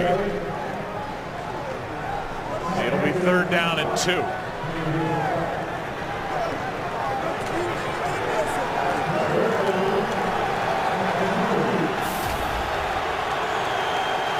Run it 17 times. Rodgers has put it up 26 times, and Aaron Rodgers has kept it twice for a couple of relatively long runs. Now late getting the play into the huddle are the Packers. That was smart, though, by Aaron Rodgers, removing himself from the huddle. Didn't want to have 12 guys in the huddle. Now, of course, they've got to use the timeout, which they take. This undefeated team will watch Rodgers come to the sideline, 3rd and 2. See the Brooklyn Bridge. The weather has been unbelievable this weekend here in New York as we play on the 4th. It's 3rd down and 2. We got these two in the pocket. Run and go. Rodgers looking for somewhere to go with it. Finds a man for the first down. Driver. The catch is made along the sideline for the first down. The Giants had a 3-man rush, and they afford Aaron Rodgers the ability then to get out of the pocket, and both feet in. Obviously, when he makes the reception, that's hard. It's awfully hard then on the defensive backs to hold that. Tom Coughlin's already 0 for 1 challenging a play today, 3 for 8 on the year. Does he make the catch before his backside hits out of bounds? The feet are clearly in. Giants are challenging the ruling on the field of the completion at the sideline. We'll get the call when we come back. Driver, who has a touchdown. Is it a first down? We'll give you some more looks at it. We've checked in with Mike Pereira in LA. He agrees with us. This looks like a catch before hitting out of bounds by Driver. Either way, the Giants, by challenging this, are out of challenges. Here comes the call from Jeff Triplett. After review, the ruling on the field is confirmed. The receiver has 2 feet down, catches the ball, sticks it in his hand, and then hits out of bounds. The Giants are charged a timeout. Their second challenge. They're out of challenges for the remainder of the game. Meanwhile, Justin Tuck and Aaron Rodgers are having some fun during the break and during the delay. Again, the Giants are out of challenges in that Tom Coughlin's either getting bad information from upstairs, but they've been two pretty clear plays that we've seen, and he's 0 for 2 today, 3 for 9 on the year. Yeah, that last one, I just don't know what he was trying to I mean, I know what he was challenged. I just don't know what he saw. I think it was a pretty easy call for the first down, and there wasn't anything there to suggest that he didn't make the catch. First one was on the Ballard near touchdown when his knee came down out of bounds. That was in the first half. Here's Sane, and Brandon Sane takes it inside the 30 to the 28, a gain of 5, 2nd and 5 coming up. Yeah, and you mentioned that he no longer has any challenges left, but in addition to that, just losing a timeout. I mean, in a game like this, if the second half is anything like what the first half was, that, you know, or any of these games that we see each and every week, even today, games come down to the last possession, and those timeouts are vital. 2nd down and 5. They fake it to Sane. Rodgers pumps, throws, hits Corliss for a first down. So now you get Andrew Corliss into the mix. He has only 3 catches all year. He was a big weapon for them down the stretch last year when they lost Jermichael Finley in October. Well, I mean, you think about it, the Green Bay offense in the first half, they were good, just like the Giants were offensively, over 200 yards of offense. But on Thanksgiving Day, the Lions did a good job of holding this offense under 100 yards there in that first half. And in the second half, they exploded. I mean, this team can get it going in a hurry. Hand off to Grant. So the Packers, who lost James Starks to an ankle injury, his return questionable. We haven't seen him since they carted him off the field. Ryan Grant took that last handoff and picked up 3. You see Justin Tuck, he's saying that he's going to stay put. On 2nd and 7.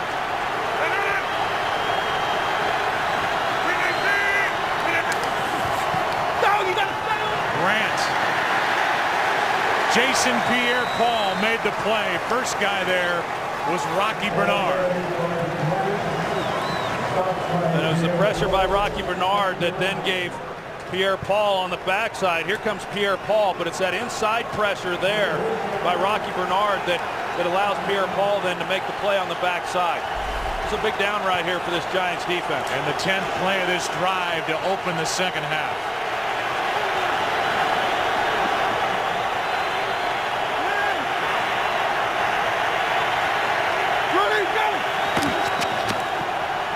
Rodgers flips, end zone, touchdown, Jennings.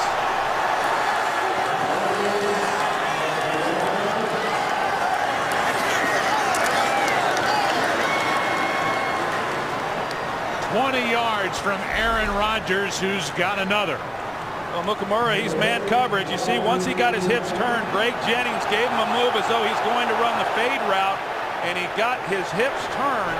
And then when that happened, it was pretty easy. But does he have possession of the ball is the bigger question. But he can't challenge that. But they've got to take a look at it because of its scoring play. But that's, you know, he doesn't have it yet. I don't think he ever had it. I don't either.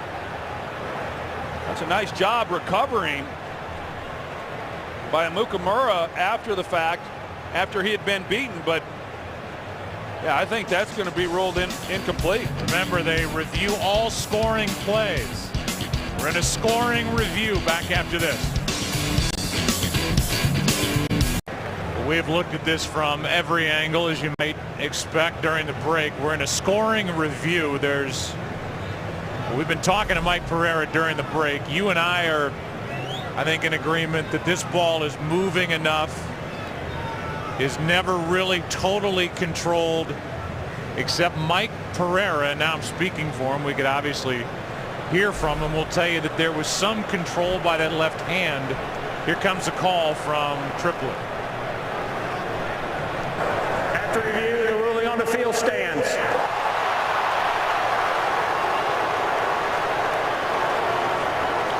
What Mike Pereira saw during the break is that right at the end there was some control of the left hand when the feet are coming down right there.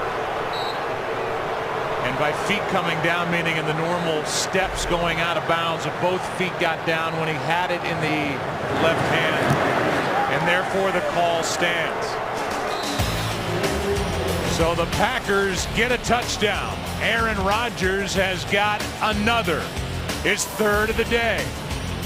Greg Jennings scores in an 11-point game. Greg Jennings talking about that catch over on the sideline.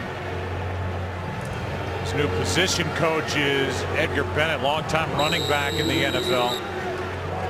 And he's talked a lot about ball security with this group, finishing plays, hitting guys on the way out of bounds. Brought a little bit more toughness to that position when you talk to guys like Jordy Nelson. Here's Devin Thomas on the return. Giants need something to happen. And Thomas is out across the 25 near the 28. And so the hard thing to do, and we saw it on Thanksgiving, Troy, and you're seeing it again here today, you can keep this Green Bay offense down for a while, but to maintain throughout is just right now it seems impossible. Well, they're just so confident that, yeah, even when you're bottling them up, I mean, eventually they're going to continue to move the football and they're going to put points on the board. You know, as we saw, I think the defense overall has played pretty well, but this is an important possession then for the New York Giants because of the reasons you just mentioned. Down 11. You know, if they don't get points here, I mean, this thing can get away from them in a hurry because of the Packers' explosion offensively. Manning wants to go for Nix. Downfield, and a big catch for the Giants at the Green Bay 20. 51 yards, and Hakeem Nix held on with Tramon Williams on him. Watch the safety here and what the play action does to Ahmad Bradshaw here. It gets him to pull up, and then that creates the seam down the middle of the field. You get the look just like Eli Manning gets on the post route there to Hakeem Nix. Good route by Hakeem Nix. He gets Tramon Williams' hips turned to the outside, beats him then to the inside, and a perfectly thrown ball by Eli Manning. Well, that is exactly what the Giants needed. This isn't. They have to use a timeout.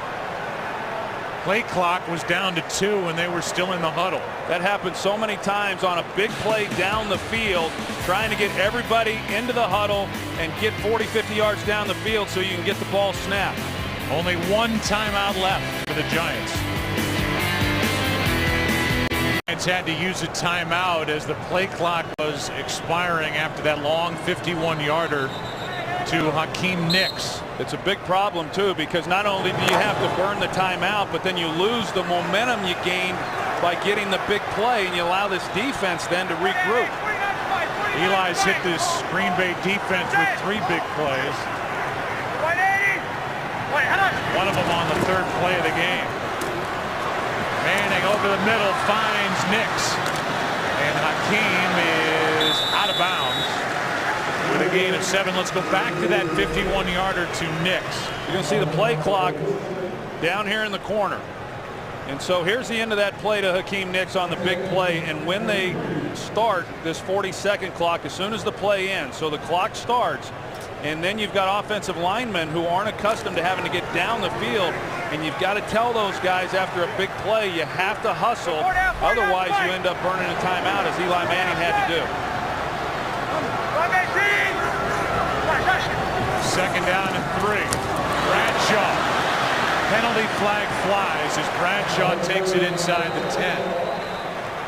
But a flag is down on the far side of the field.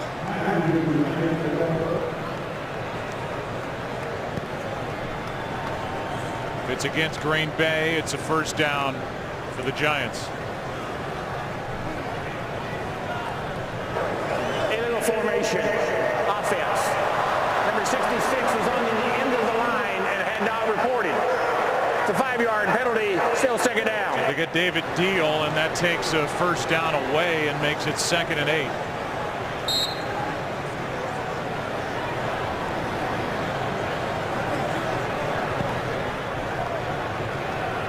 And that call obviously surprised David Deal. That surprises me too. I mean, you got to have 7 guys on the line of scrimmage, but I didn't see exactly what it was that the Giants had done wrong to warrant the penalty.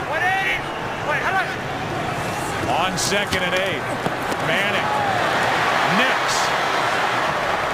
and Nix takes it inside the 10 for a first down. That's a great job by Eli Manning with pressure in his face, and yet he hangs in there enough to be able to get the throw off. Eric Walden is the guy who came inside, but he's able to deliver a good ball to Akeem Nix, and then some toughness on him on his part to pick up that first down. It's a great conversion right there after having the penalty, after having picked up the first down, to still convert and keep this drive going. There's A.J. Hawk, one of the 2 injured middle linebackers, the other one Desmond Bishop. Both out with calf strains. On 1st and goal, Bradshaw. Down to the 3. Francois on the tackle, a gain of 6. Well, I've been impressed with what Ahmad Bradshaw has been able to do in this game. I mean, think about it as a runner, and you've had the problems and the fracture in his foot. He's got pins in his foot. He's had 5 surgeries in the last 2 years.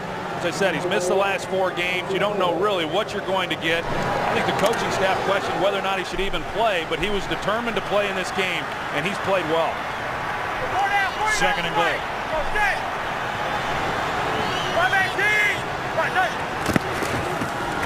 This one for Nix. One-handed catch for the touchdown. And even Woodson said nice catch. I was surprised there wasn't even a flag on the play, Joe. I thought Charles Woodson was all over Akeem Nix. I was expecting to see the flag come out, even if he didn't make the catch. One step drop by Eli Manning. There's the contact. That's a great catch and a great drive by the New York Giants, answering after the Packers had a score of their own. And after the catch, Nix going back toward where Eli Manning was, got a little congratulations from Woodson, the guy defending him, like, it's about all I can do. And Nix able to haul it in with that right arm. And Nix was the big part of the drive all the way down, including that 51-yarder to set it up. I mean, you see Charles Woodson, you're right. I mean, he is all over Akeem Nix, but it kind of goes back to what I've said all along. They give each other knuckles. I think, you know, Charles Woodson, he's been a great competitor in this league for a long time, but even he can appreciate a great play and a great pass. He'd go give Eli Manning some knuckles too if he could. How about Nix? 6 catches, 86 yards, a touchdown now. And Eli Manning with a couple of touchdown passes in this game and 22 on the year. Well, that's just a perfectly thrown ball by Eli Manning. You know, I've always said that a great throw beats great coverage, and this is a good example of it. Just nothing really that Charles Woodson could do. And the best part about it is Akeem Nix gave Eli Manning a lot of field to throw that ball. So you look at all that space there in the corner of the end zone. That's what a quarterback likes. So if you underthrow that, the fade route, it's the worst thing you can do as a quarterback, potentially an interception. But when you give them all that field to the corner, boy, it sure makes it a lot easier on the quarterback being able to drop it in there.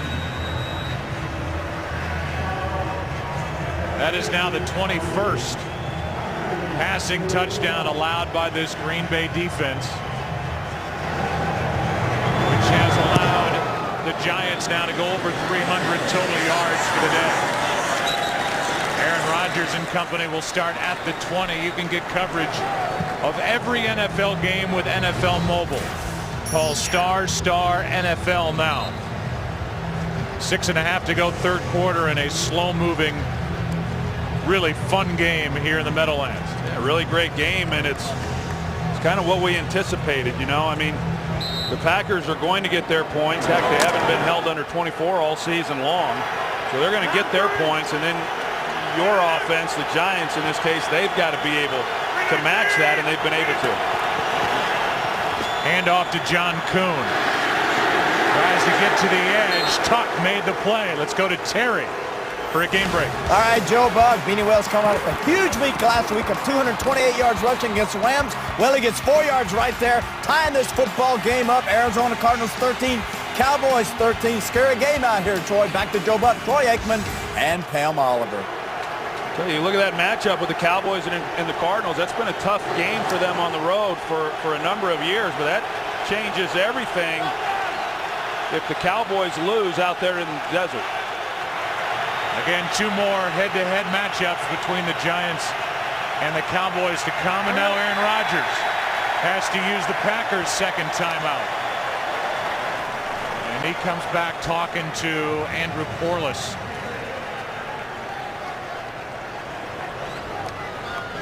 When you look at the numbers for Tom Coughlin, he and this Giants team is tired of hearing about a second half collapse. But there are the numbers, including this season. When you come into this year, 41-15 games 1 through 8, 24-32 games 9 through 16.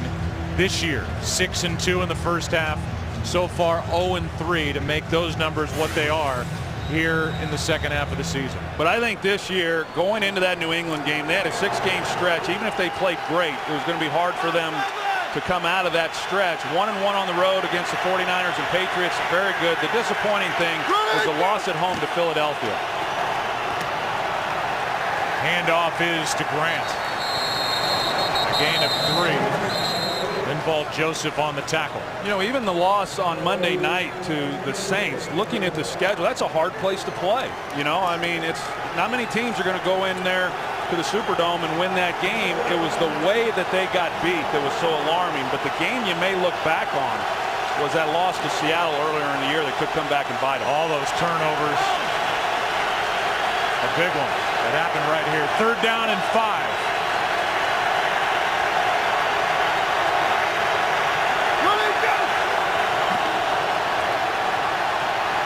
Rodgers trying to pick it up with his legs.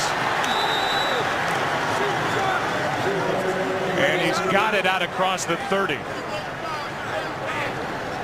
Well, we heard Mike McCarthy at halftime to Pam Oliver talk about we've got to control Pierre-Paul, and so they've got a few bodies on him to make sure he's not disruptive. But Aaron Rodgers does what great quarterbacks do, and because he's so athletic and mobile, he's able to keep these drives alive even when the Giants in the secondary have done a nice job in coverage. Nowhere to go with the ball, but they haven't been able to contain Rodgers in the pocket. Aaron Rodgers, 4 carries, 31 yards, and he's rushed for 3 first downs. This one is too low for Brandon Sane. This crowd is into this game now with 4.5 to go, 3rd quarter, and their Giants down by 4. Yeah, and even with the 3rd down inefficiencies for the Giants defensively, I said coming into this game that 3rd down was going to be vital for them defensively to get off the field. The Packers good on 3rd down all season long, but they're converting 70% on 3rd down here in this game. Right now it's 2nd and 10. Rodgers just flips it to Grant. And Ryan Grant has got a first down out across the 45 to the 48. A catch and run of 18 yards. Well, that's where they really impact you defensively. Aaron Rodgers does because of his decision-making ability. You see the middle linebacker right here, Blackburn. Well, you've got Crabtree who goes to the left, and then Ryan Grant checks down in that vacated spot, and because you've got a quarterback making good decisions in the pocket, you just can't cover everybody. Now a handoff to Sane, who is making his real debut here today. We saw him last week, had a catch, a couple of carries at Detroit, but now he is into the mix because of the ankle injury by Starks. A gain of 4. Well, and that's what Mike McCarthy is going to do, whether it's Starks and Grant or if it's Grant and Sane. He's a 2-back guy. He's not going to feature just one. He's going to give multiple carries to both. And we already talked about some of the things that Sane can do within the passing game. 2nd and 6. Yeah. Sane over the right side, and a nice play made by Joseph. We look ahead to next week and the slate of games here on Fox. They look like this. Single-header weekend, including the Eagles and Dolphins, Falcons, Panthers. We'll be there for the Saints and Titans, a big one with the Bears and the Broncos. Starts with a Built Ford Tough Fox NFL Sunday pregame show beginning at noon Eastern, 9 a.m. Pacific. 3rd and 8. Giants look to be in man coverage again. They've got to be able to contain Rodgers. If he gets outside the pocket, he can pick up the first down again. Rodgers throws, and the pass incomplete. And the sideline, Mike McCarthy screaming for a flag on the coverage of Jermichael Finley. He doesn't get it. But the inside pressure is what got to Rodgers. You see the contact made. Couldn't tell if it was beyond the 5 yards. The inside pressure right there is what got Rodgers out of his comfort zone. But the Giants finally able to force a punt. And get a stop on third down. Mastay hits it over the head of Aaron Ross. And it'll be down near the 1. Jared Bush reestablished in the field to play both feet after going into the end zone, and Mastay will be thrilled with this effort by 24 Jared Bush. That was outstanding. He got the bounce that he needed.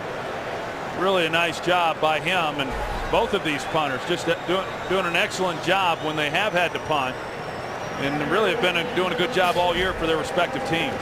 Here are the offensive leaders for the Giants, who are going to need something special here, backed up at their 1. Down by 4. Nix with 86 yards, a touchdown. Jacobs has a touchdown. The guy not pictured is Bradshaw, who's been a big addition back in this lineup. I always like going play action here. You're anticipating run to get it off the goal line, play action, and take a deep shot. Straight drop back. And with Clay Matthews bearing down on Eli Manning, incomplete for Brandon Jacobs. He just went right by Kareem McKenzie. You see Kareem McKenzie was just standing still, and even with that, Eli had to get rid of the ball sooner than he wanted to avoid the safety. But even with that, if Jacobs was able to make that catch, he could have picked up some pretty good yardage. Now 2nd and 10 from the 1. Jim Cordell, an extra offensive lineman, reports. He's on the right side. Lowering his head is Jacobs. And he's out near the 5. The Giants pack it in with 2 tight ends and just trying to give themselves some room. When you're on the 1 yard line, as Kevin Gilbride, the offensive coordinator, knows that if you don't pick up a first down, you really put your punter in a tough position. You know, if you don't get it off that goal line, then he's having to shorten his drop, which makes it hard then, on a punt block if in fact it were called. So you got to get some yards, but now on third down, this offensive line, with the pass pressure from the Green Bay Packers, has got to be careful. High snap. Manning pulls it back and now gets Victor Cruz for the first down, and a big one.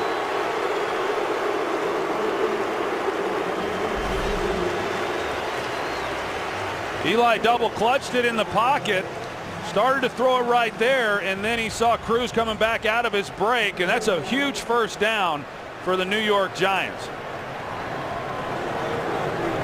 As I said, it gives them room to operate now, but then secondly, even if they're not able to get any more yards, they're at least able to reclaim field position on a punt.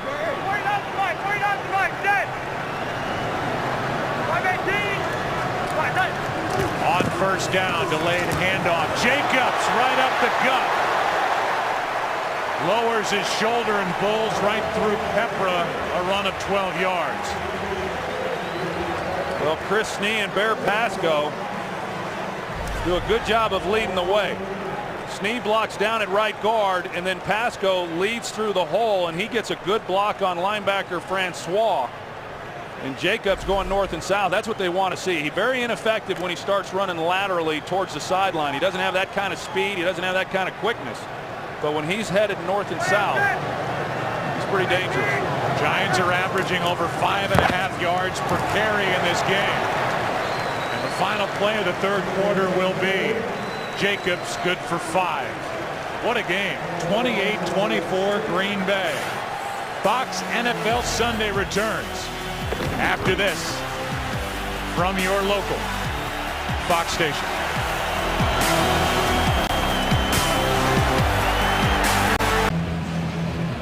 We start the fourth quarter and a 4-point game. Green Bay on top, but the Giants right now with the momentum.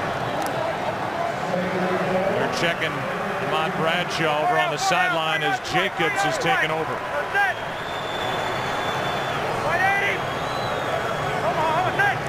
Pasco in motion. Jacobs gets it. Good blocking up front.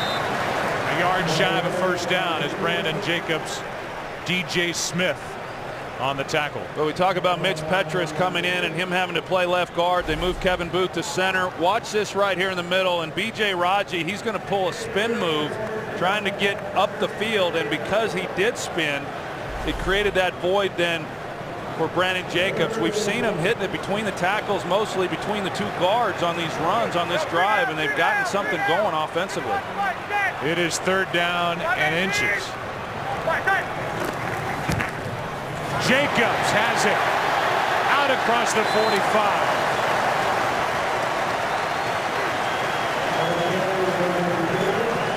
Pepper on the tackle after a gain of 7. This offensive line is really starting to do some good things. They've ran the ball pretty well throughout this game, mostly with Ahmad Bradshaw. Of course, Brandon Jacobs had a couple of the big runs there in that first half, but right now there's a little more consistency, which is what you expect. You start to wear down the defensive front as the game moves into the 4th quarter. That running game, those 4 or 5 yard gains, start turning into a little bit more, and that's what we've seen. Bradshaw back in there for the Giants. 4 men on the rush.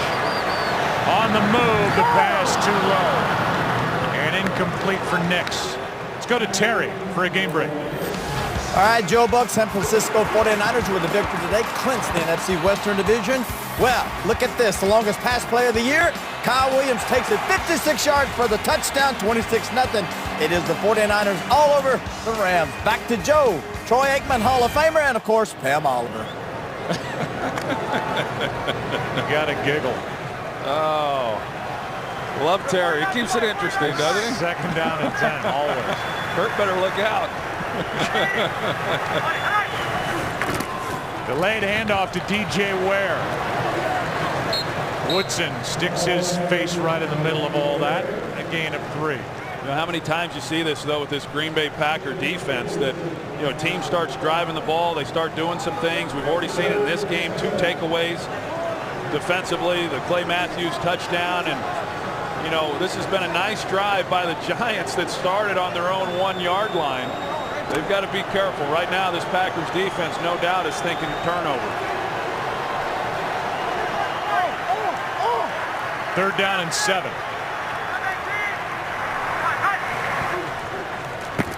4-man rush. Manning throws for Ballard. 1st down. Beautiful throw from Eli Manning. Dropped it in for 16 yards. You see Ballard, 85. He's running a corner route. Plenty of time for Eli Manning, but another perfectly thrown pass. Hank Ballard, you know, he really doesn't give it away. He's not overly fast, but what's good about him is when he's running, he's not looking where he's going to go. Instead, he doesn't turn his head until he's coming out of that break. Hard then to get a read as a defensive player, and it creates separation, but a well-thrown ball by Eli Manning. Here's Bradshaw. Brought down by Pickett. A gain of 1. All Aaron Rodgers can do is watch over on the sideline. So this will be play number 12 of this drive, and look at the total yards. Approaching 400 for the Giants. Are you saying I called Jake Ballard Hank? I think you could have gotten away with it, but you did. 2nd down and 9.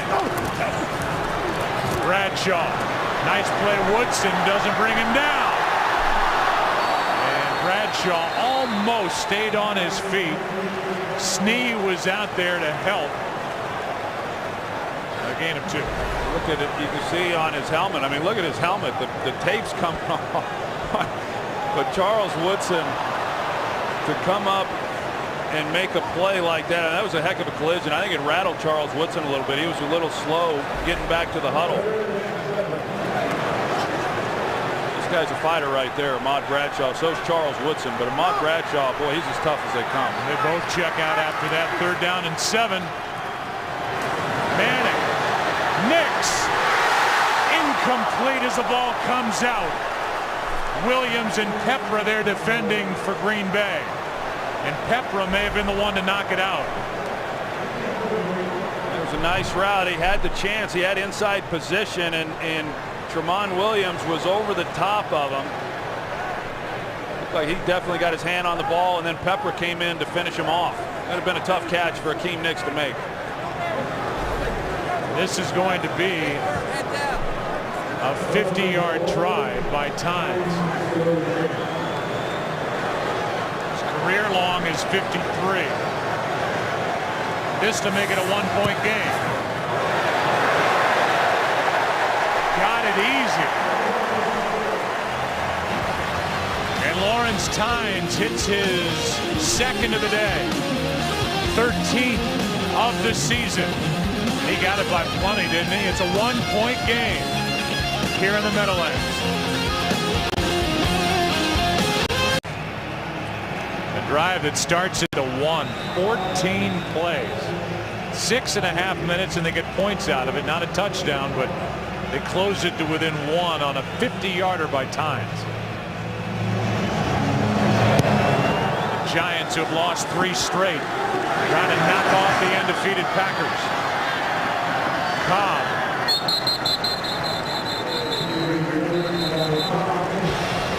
Out to the 23. Moments ago, Charles Woodson, after that blow to the head on the tackle of Bradshaw, had to leave. Green Bay with the ball up 1.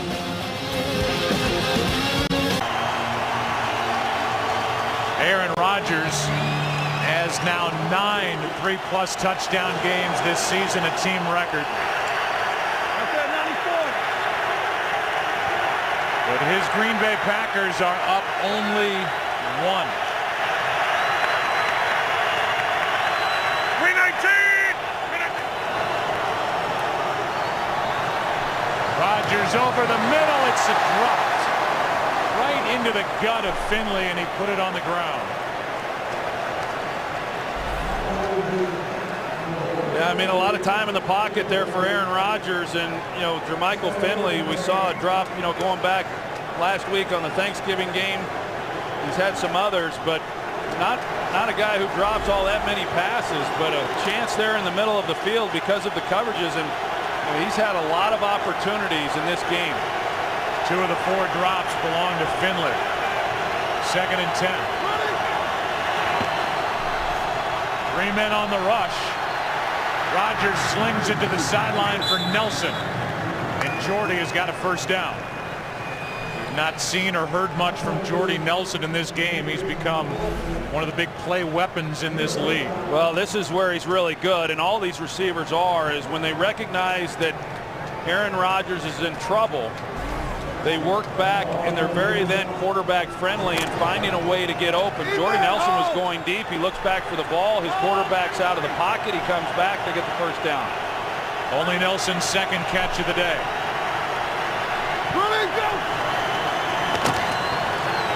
Rodgers down the middle. Blackburn there in coverage of Jermichael Finley. And Blackburn may have gotten his hand in there. Yeah, that was a heck of a coverage there by Blackburn, running with Jermichael Finley. Couldn't tell if he got his hand on the ball or not, or if Jermichael's just unable to pull it in. But Pierre-Paul has been disruptive throughout this entire game. But to go back to what I've said, Jermichael Finley getting a lot of opportunities in this game, and it's primarily because the Giants are playing with 2 safeties deep and helping on those outside receivers. Therefore, the middle of the field is the area that's vulnerable. This one is dropped again. Jennings this time.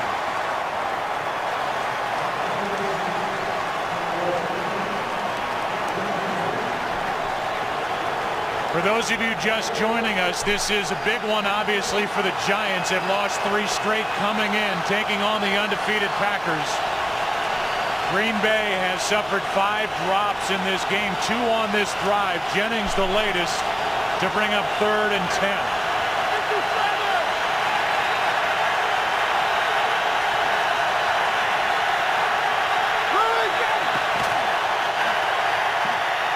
Rodgers can't get rid of it. Tollefson and Jason Pierre-Paul, but a flag is down in the secondary. A flag is down at the Giants' 46.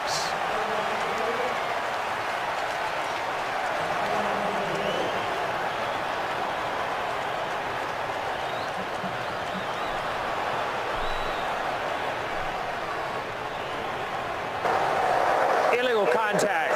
Number 57 of the defense. The 5-yard penalty and an automatic first down. Automatic first down and the penalty by Jaquan Williams. Jaquan Williams right here, number 57. You see the contact beyond 5 yards.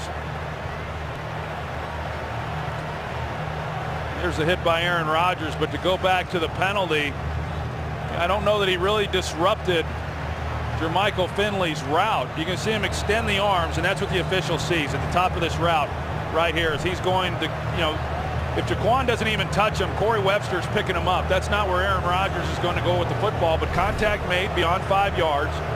The official sees it, and that's the penalty, and it's a good call. Instead of 4th and 21,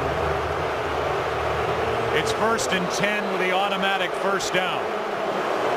The ball just outside the Green Bay 40, and Jaquan Williams. A huge penalty against the Giants.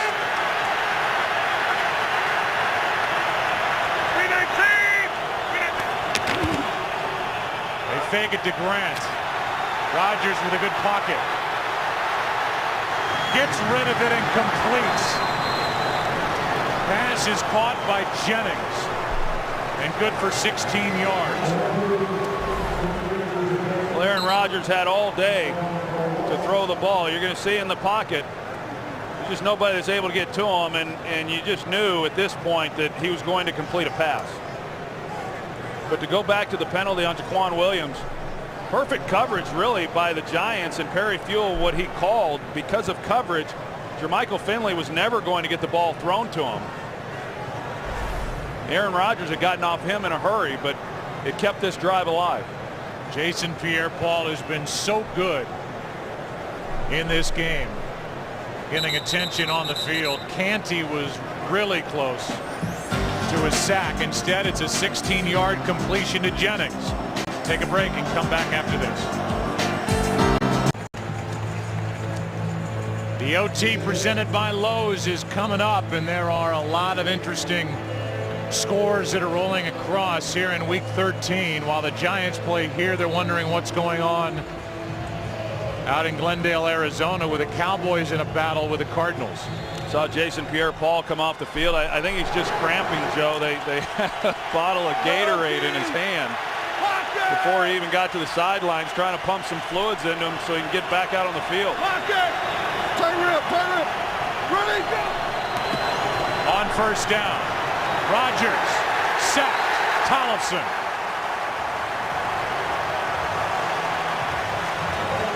Number 4 on the year for Dave Tollefson. Well, Dave Tollefson's here, and he's going to come underneath, and they've just been working Marshall Newhouse over on that left side. It's been Jason Pierre-Paul obviously throughout this game, but he goes to the bench. They bring in Tollefson off the edge, and he's able to then get pressure on Aaron Rodgers. Let's go, start there. Oh! 2nd down and 12. Jason Pierre-Paul back in the lineup. Pass is behind Jennings.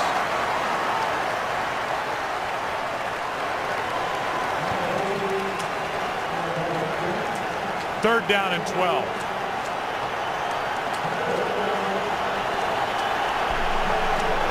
You start getting that pressure on the quarterback, and even when you have some time, there's that internal clock tells you got to get the ball out, and you're not as accurate then when you're rushing those throws.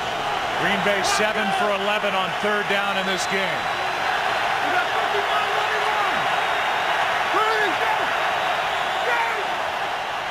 Just 3 men on the rush, and this one is thrown right into the turf. It's 4th down. It's an incomplete pass. There was contact down the field. You see Deion Grant there, but there was the collision there on Finley. It was Jaquan Williams again right there at the top, and when he goes down, Aaron Rodgers sees it at the last minute, and rather than throw it and risk it being intercepted, he tried to pull it down, and it came out, and that's why it was incomplete. But the arm was going forward. It's no fumble. It's an incomplete pass, and it's 4th down. That was more pass interference than the one he got called on. Fair catch called for, taken in by Ross. Giants have it. The ball inside their 15. Down by 1. Let's go back to 1998. The defending Super Bowl champion Broncos came into the Meadowlands with a 13-0 record to face the 5-8 Giants. Kent Graham with a big day. Toomer with a 37-yard strike in the back of the end zone. 48 seconds left. The Giants held on for a 20-16 win. We know what the Giants did in Super Bowl 42 to the undefeated New England Patriots, winning in the final minute. And they're now trying to knock off the undefeated Green Bay Packers here in Week 13. Down by 1. Down the sideline. Incomplete for Nix. And Shields had a grab of the jersey of Hakeem Nicks on their way down the field. And Sam Shields now in the game, and just barely gets his hand on that ball, and Nix got up on top of him too. Sam Shields, one of the fastest guys, if not the fastest guy on the team. But that's a nice play on his part.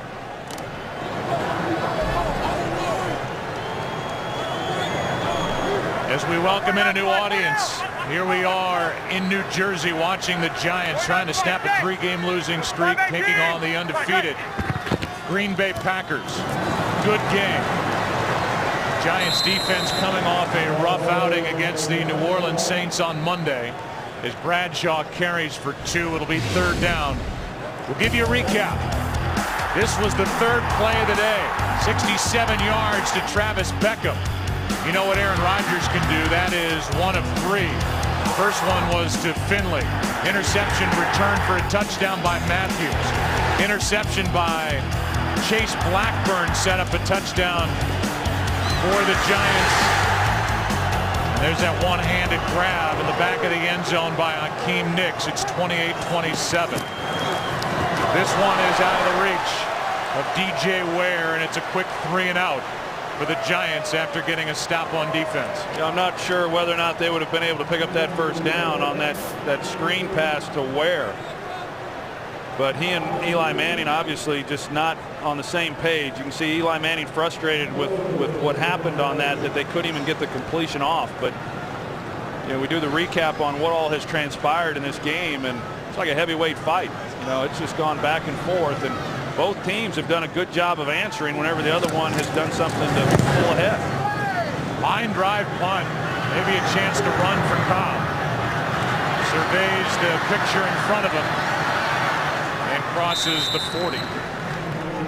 It's where the Packers will have it, up by 1 with 7:08 left. Fox tomorrow. It's country music's biggest event of the year with performances by country's biggest stars. Trace Atkins and Kristen Chenoweth host the American Country Awards live tomorrow at 8 Eastern, 7 Central, right here on Fox. You know, these music award shows are like college bowl games. You know, there's just too many of them. Every time I turn around, there's another award show. That said, I know you'll be tuned in tomorrow night. Well, I will be. I will be. I want to know who all the winners are before I step foot. They're in Nashville next weekend. Starting from the 43, Aaron Rodgers with protection throws for Driver right in midfield. Knocked out by Webster, a gain of 7. Here's Terry with a game break. All right, thank Joe. Jason Garrett, head coach of the Cowboys, kind of icing his own kicker. Calls timeout after the kicker went on and made it. Then they come back. He misses this. We're now into overtime. And wow, 49-yard attempt. Arizona and the Cowboys all locked up at 13-all. Back to Joe, Troy, and Pam. All right, Terry, that could have been game-winning kick number 5 for the rookie Dan Bailey. For the Cowboys, who won 4 straight, instead they're going to overtime, and the Cardinals start overtime with the football. Here's Grant. Nice job to hesitate. and then carry forward for 8 and a first down. You know, John Kuhn right here at fullback, he gets a decleater. You're going to see this one. This is a nice block on his part. He comes back.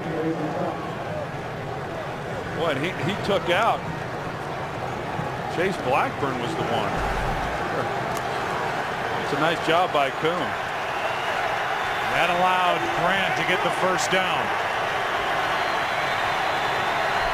Longest run by a Packer running back today, 8 yards. Here's Sane.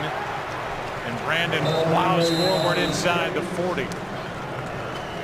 A gain of 4. I think Mike McCarthy right now, as we said, he's not, the Giants aren't going to abandon the running game, and neither is Mike McCarthy. And right now, with 5.5 minutes to play in this game and a 1-point lead, he'd like to be able to keep this ball on the ground and continue to move the change, eat up time off the clock, or when they throw some high percentage stuff. But you know, right now his idea is to come away with some points, make this at least a touchdown game for the Giants, or more than that if they're able to then score 7 points. Rodgers completes to Crabtree. His first catch of the day and a first down at the 31. Remember, each side with only 1 timeout remaining. It's a nice first down right now, a nice drive. And, you know, as I said, trying to come away with some type of points to make the Giants have to score a touchdown, whether it be to take the lead or a touchdown to potentially tie with a 2-point conversion. 94! Rodgers has hit 8 different receivers. And right now, Green Bay is inside field goal range for Crosby. They fake the handoff. Rodgers over the middle, and it's dropped by Crabtree. Pass maybe a little underthrown, but it's another drop by the Packers. Now they get a Crabtree here, 83. You see Tuck, he throws him off a little bit. That disrupts the timing to some degree, but Aaron Rodgers had time and just not a very well thrown ball, obviously behind, and would have been a nice catch if Crabtree had been able to haul that in. Between some of the throws we've seen Rodgers miss, more importantly, a lot of these drops. You know, this has just not been a great executed game within the passing game like we're used to seeing from the Packers. Total of 6 drops, 2nd down and 10. Blitz. Down the sideline, Nelson with a leaping grab, and it's good. Catch is made at the 10. Well, Blackman never gets turned around for the ball. Did he get his feet in? Boy, that's unbelievable right there. They would not have been able to challenge that even if he hadn't have gotten his feet in. Wow. And he did. But he did. That's a great job. Great body control there by Jordy Nelson. You know, initially from that spot right there, you said there's no way he's going to be able to get his feet in bounds. But yet he was able to. 21-yard completion. These guys have a phenomenal season. Play clock is at 1. Handoff is to Sane. Brought down from behind by Kiwanuka.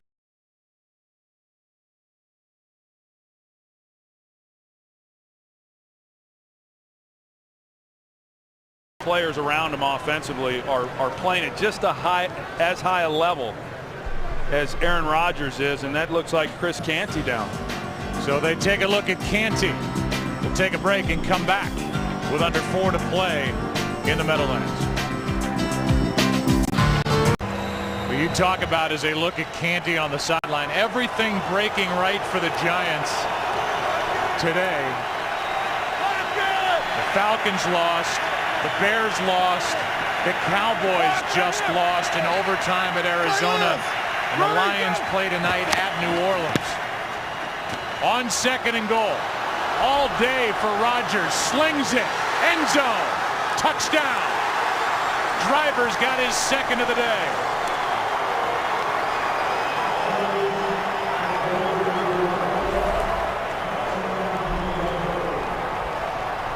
See whether or not he got his feet in.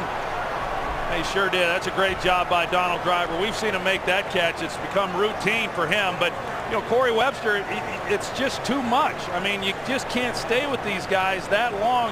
You know, they've got a clock as well, and they think the ball's got to be thrown. 3-man rush by the Giants. Rocky Bernard can't get off of Brian Bulaga. They got 2 guys everywhere else. and he had all day to just sit and wait for Donald Driver to work back to that pylon, and then he throws a good ball, no danger on the throw, and Donald Driver does what we've seen just so many times before. They're going to review the scoring play as they do this year, that rule change. The toes are down, the catch is made, and he maintains possession going to the ground.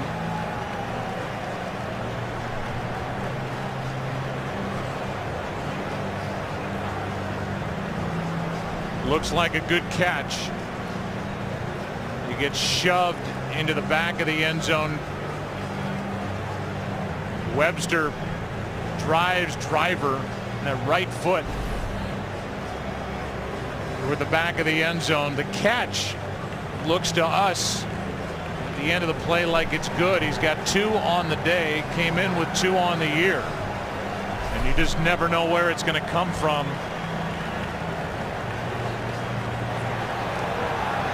I think the question is, what they're looking at is to see whether or not he stepped out of the back of the end zone. I don't think he did. And it didn't look like he did to me either, at least from that angle. There's nothing there to show that he was out of bounds. I think that's what he's showing there, and that's what they're discussing on that sidelines. And Donald Driver looks like he's a little unsure himself as to whether or not he stepped out. Meanwhile, the extra point at the touchdown stands will make it an 8-point game. That'll force the Giants and Eli Manning to get down the field, get into the end zone, and then obviously score the 2-point conversion. The Giants are 2 for 2 on 2-point conversions this season in an attempt to tie it, and it looks like the right foot's still in by Driver. No look that shows anything different. The catch is good. The official's right there, and this is an extra point away from being an 8-point game. But even with that, there's contact made. We welcome in a new audience. We're going to get a call from Jeff Triplett. After review, the ruling on the field stands.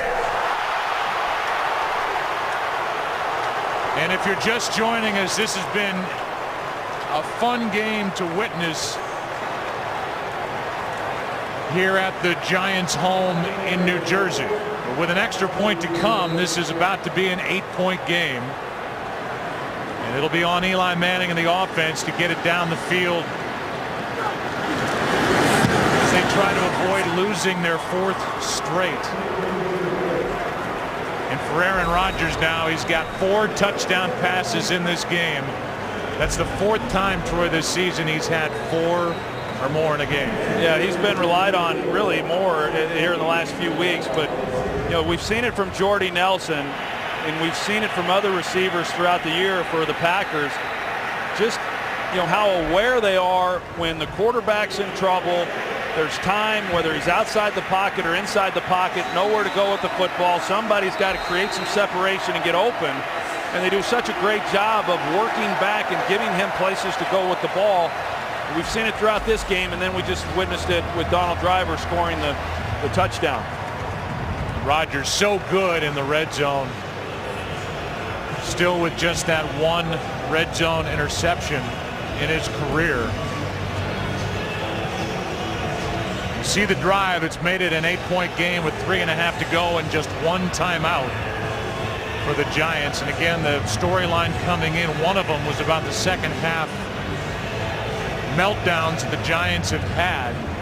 Tom Coughlin in his 8th year into this year, 41-15 games 1 through 8, 24-32 games 9 through 16, and so far after going 6-2 in the first half, they're 0-3 in the second half of the season. As Crosby pops it up, and Hynoski, the fullback, on the return, gets through a hit by Brad Jones and crosses the 30. Go for a game break. Here's Terry Bradshaw. All right, Joe Buck in overtime. Cobb back screen pass to LaRod Stevens-Howling, the 3rd-year player out of Pittsburgh, takes it back 52 yards in overtime as Arizona, Joe, takes care of the visiting Dallas Cowboys 19-13. Back to Joe Buck. Troy is shocker, huh? And Pam Oliver. All right, thanks, Terry. Now they're discussing whether Hynoski called for a fair catch. He had a 16-yard return. We do not have the call yet. And let's take another look. 45, Hynoski on the right, puts that right hand up. I didn't think that he was necessarily calling for a fair catch as much as he was trying to signal like you would in baseball that, right. that I've got it. You know, I mean, I saw it live and I didn't think there was anything. I didn't think he was trying to signal for a fair catch, but I can certainly see where as the coverage team would think based on that kick, because that's what they were trying to do is just drop it in there, that you could see where they would think that he was signaling for the fair catch. I agree with you 100% that was more like an I got it because of the short catch. But there is no announcement coming from Jeff Triplett yet. Meanwhile, one of the players is down. Quarles is down for the Packers near the sideline. And that's really what the delay is. So the return will stand. There will be no fair catch called for by Hynoski to the Packers' dismay, and there's 81, and we'll watch and see where the injury occurred. Oh, wow. The right leg just bent in a way it shouldn't. Yeah, you don't like seeing those at all.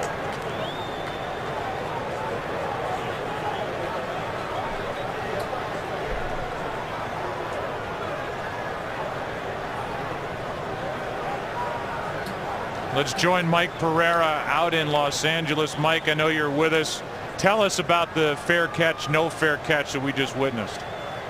You know, Joe, we scampered to the rule book here, and it really defines an invalid fair catch signal is if a player raises his hands above the shoulder and does any other action other than waving it from side to side, it's called an invalid fair catch signal, which does, by the way, cause the ball to become dead. So really in this situation, as the hand there goes above the shoulders, you read that as a fair catch signal. Really should have been shut down when he caught the ball. Instead, he is awarded, in essence, a 16-yard return, and the field position for a team down by 8 points is decent, starting at their own 31, and that was just a nasty injury we witnessed on the part of Andrew Quarles. And those 16 yards are huge. I mean, that's a huge difference for an offense. Only one timeout remaining. Wide open is Ballard. Had Barden out blocking in front of him, and Ballard on the first play from scrimmage is good for 15 yards. And I'll tell you another huge difference is when you don't have 21, Charles Woodson on the field defensively.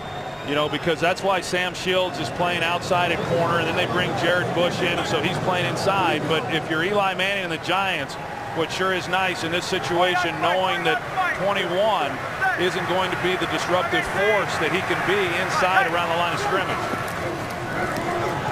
Here is Ballard.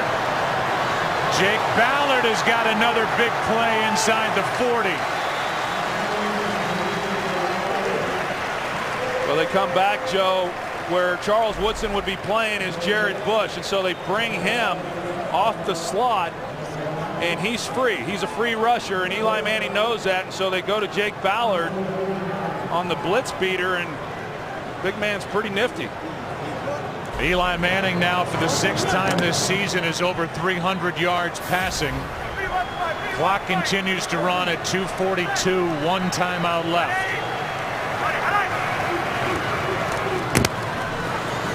And that play's not there for Bradshaw. You saw that stat, though, the 5 fourth quarter drives to come from behind for Eli Manning. In this case, he's trying to tie this game after starting at the 31. Well, and there's absolutely zero rush by Eli Manning. I mean, they know, one, there's plenty of time. They need a touchdown, but the last thing the Giants want to do, first thing you got to do is worry about scoring, but the last thing they want to do is have much time on the clock so that the last possession goes to Aaron Rodgers with time to make some plays. Blitz coming from Green Bay. Giants pick it up. Pass wide open to Cruz. Jared Bush had fallen down, and Cruz to the 22, inside down to the 17. This is just a great route by Victor Cruz at the top of this. He completely fools Jared Bush to where he even tried grabbing onto his jersey to keep him from getting away knowing he was beat. It's a great route by Victor Cruz. Caught it at the 27, then got 10 more to the 17. Handoff is to Bradshaw, doing all he can as he's wrapped up by DJ Smith, a gain of 3. Eli's taking him down the field. 2 minutes left, a minute 56 on the clock, down by 8. Eli Manning is now facing a 2nd down and 7 with a minute 56 left. A lot of conversation here with Eli Manning and left tackle David Deal, and that's not completely uncommon, but it was extensive conversation, making sure they're on the same page as far as the looks and if they're getting it picked up or if Eli's hot. On 2nd down, wide open DJ Ware. And Ware will set up a 1st and goal at the 2. DJ Smith on the stop. And this goes back to what you were talking about. Now no hurry for the Giants. I mean, obviously they got to score and they got to get 2 points. So the defense, unless they go into overtime and they get the coin toss, is going to have to make a stop. But what they want to do is just make sure that there's not time left for the Packers. And that's why they're not rushing to where their defense has to make a stop if, in fact, all those things happen for them. Nix at the bottom of the screen. Each side with 1 timeout left. Manning, Cruz, out of bounds. It's 2nd and goal with a minute 7 left. This is a ball, too, that was perfectly thrown. He had a chance. You know, I think if Victor Cruz had known that he was as close to the sideline as he was, he might have been able to stop and kind of do what Donald Driver had done on his touchdown, keep his feet in, extend himself, and maybe make a play. But Eli Manning gave himself a chance. Now, with 1 timeout left in a minute 7, they could choose to run the ball here a couple times if they had confidence they could push it in.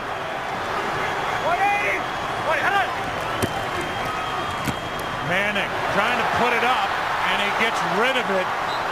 Incomplete for Bradshaw before Clay Matthews and Eric Walden meet at the quarterback. It's 3rd and goal.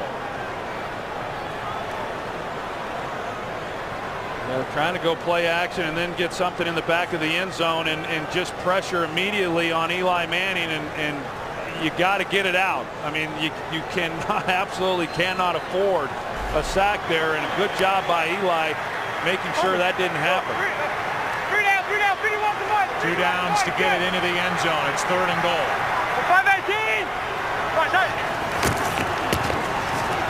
Pass is caught for the touchdown, Nix.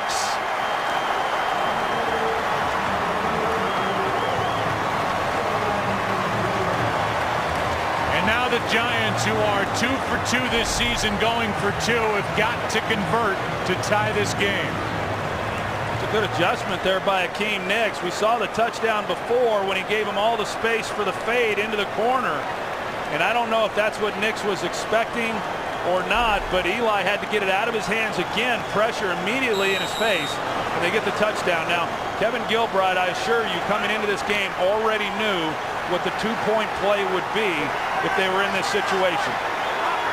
Here we go.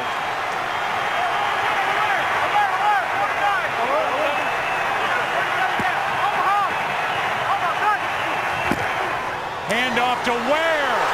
Tie game.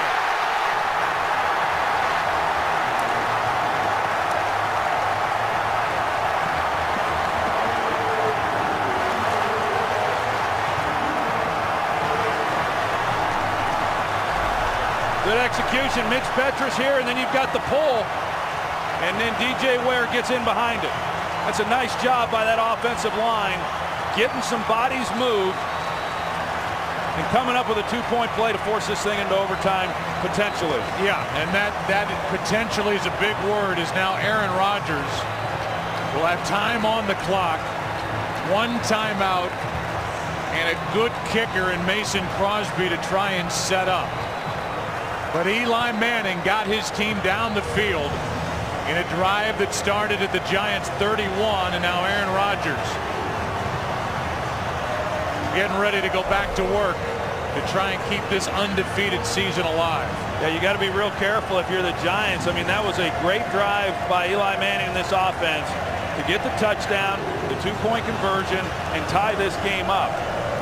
And sometimes when that happens, you lose sight of the fact that there is still 58 seconds, and your defense has to go out and make a stop.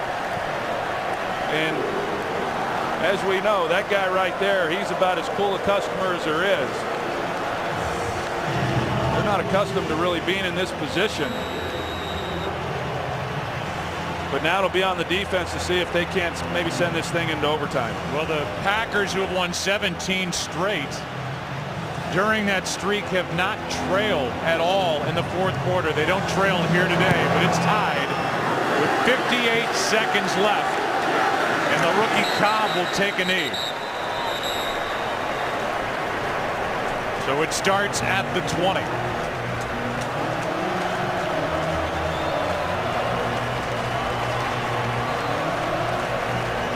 The 11-0 Green Bay Packers, 11-0 for the first time in franchise history. And a battle to try and keep that streak alive. Well, Joe, I think this Giants defense was gassed on that last possession by the Packers offensively, and if nothing else, they got a chance to get some much-needed rest.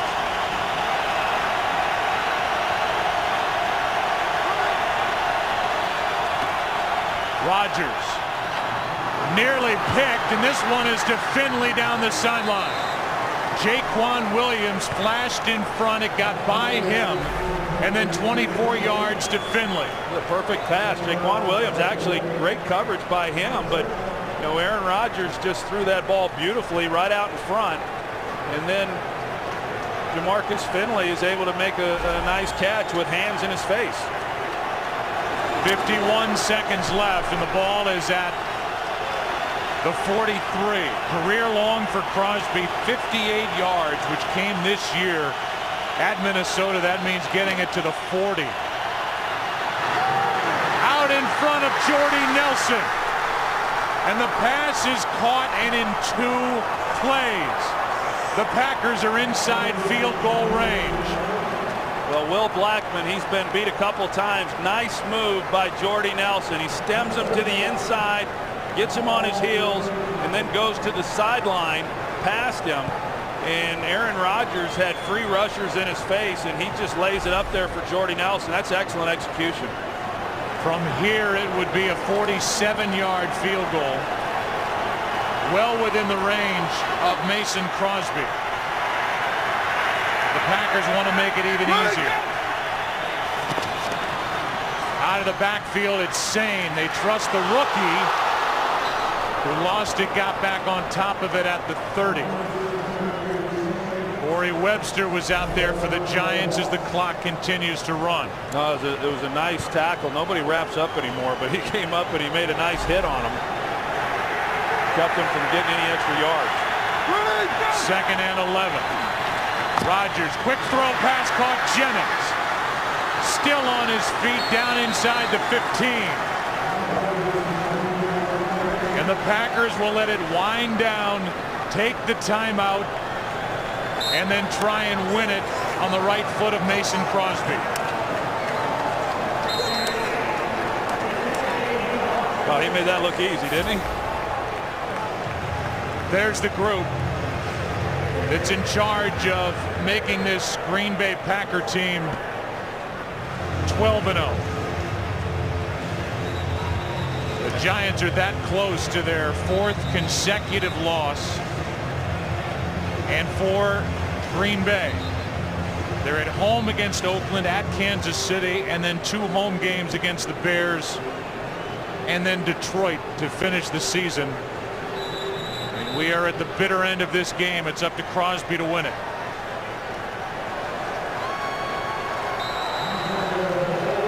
A 31-yard try.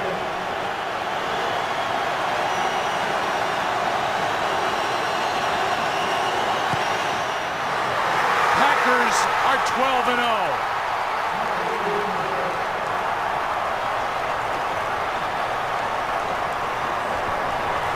A A drive that started with 58 seconds left on the clock. And within 2 plays, Aaron Rodgers got the Packers inside field goal range. We'll be back after this. Packers win it.